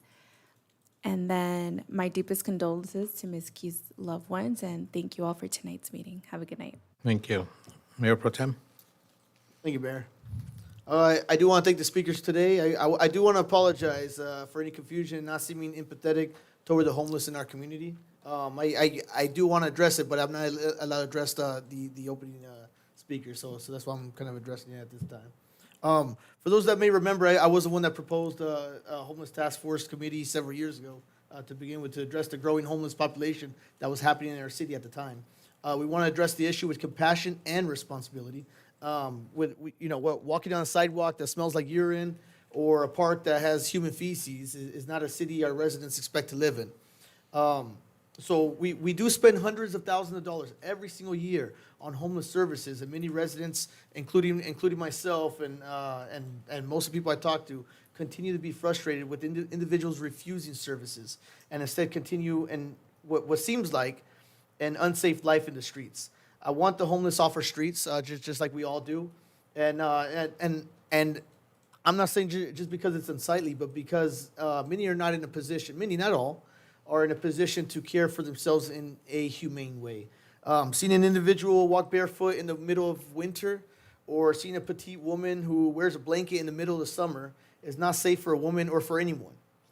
I too used to give money to the homeless until I learned from the actual experts that doing so only enables their lifestyle, which many, not all, are substance abusers. We will continue to address homelessness in the city, and we will continue to work together to address this ongoing issue. This week, I did recently attend the Chamber event, which admittedly was a great event, and a lot of people had fun. The mayor was there, and Councilwoman Vallejo was there as well too. My heart as well goes to Katie Keys. Just a conversation that I had with her. She had a history and wealth of knowledge in the city of Paris. She actually wrote a book on Paris. She will be missed. She was an excellent person. Her whole family's gonna miss her. I'm positive, and her whole close knit community as well too. And also, I can't forget about this one. It was a very sad and tragic thing, but if we could also close the meeting in honor of 8-year-old little Camila Leon. Sorry. It was just so sad just to hear about. I don't even know the girl, and most of us don't. But all of us just saw what a tragic thing that happened that could have been 100% prevented.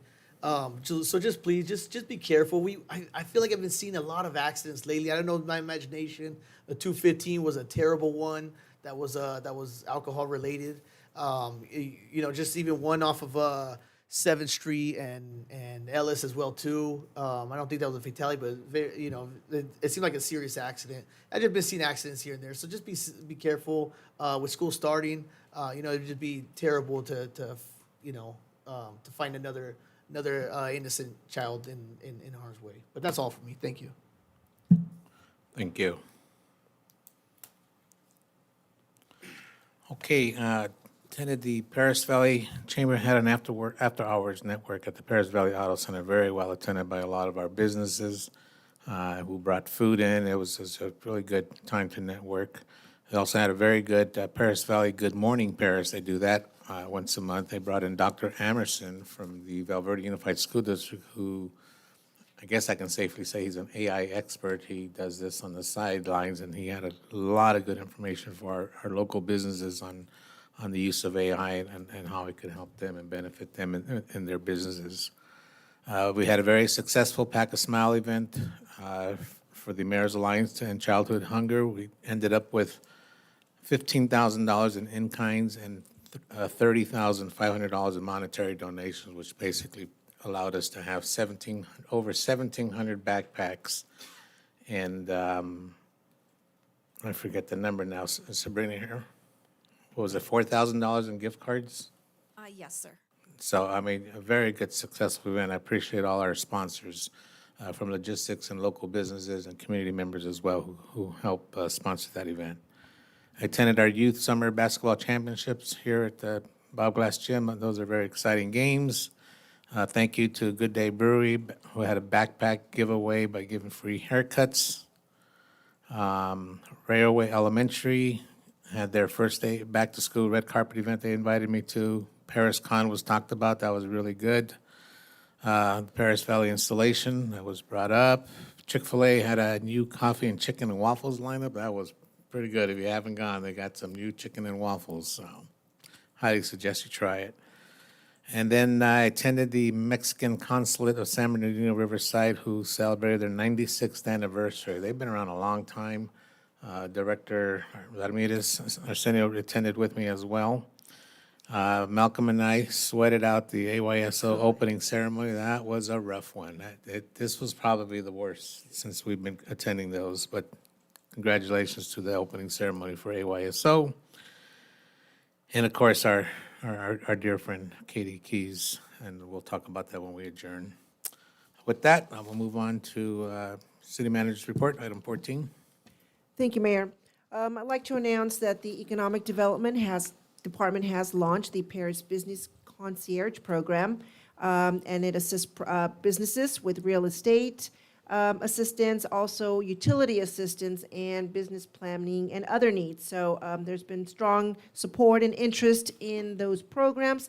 And secondly, the Economic Development team has relaunched the Military Banner Program. Applications are open, and you can obtain information online at the city website under the Economic Development Team Department. Thank you. Thank you. Okay, item 15 brings us to our adjourn. I want to thank all our guest speakers and attendees and our people on Zoom as well.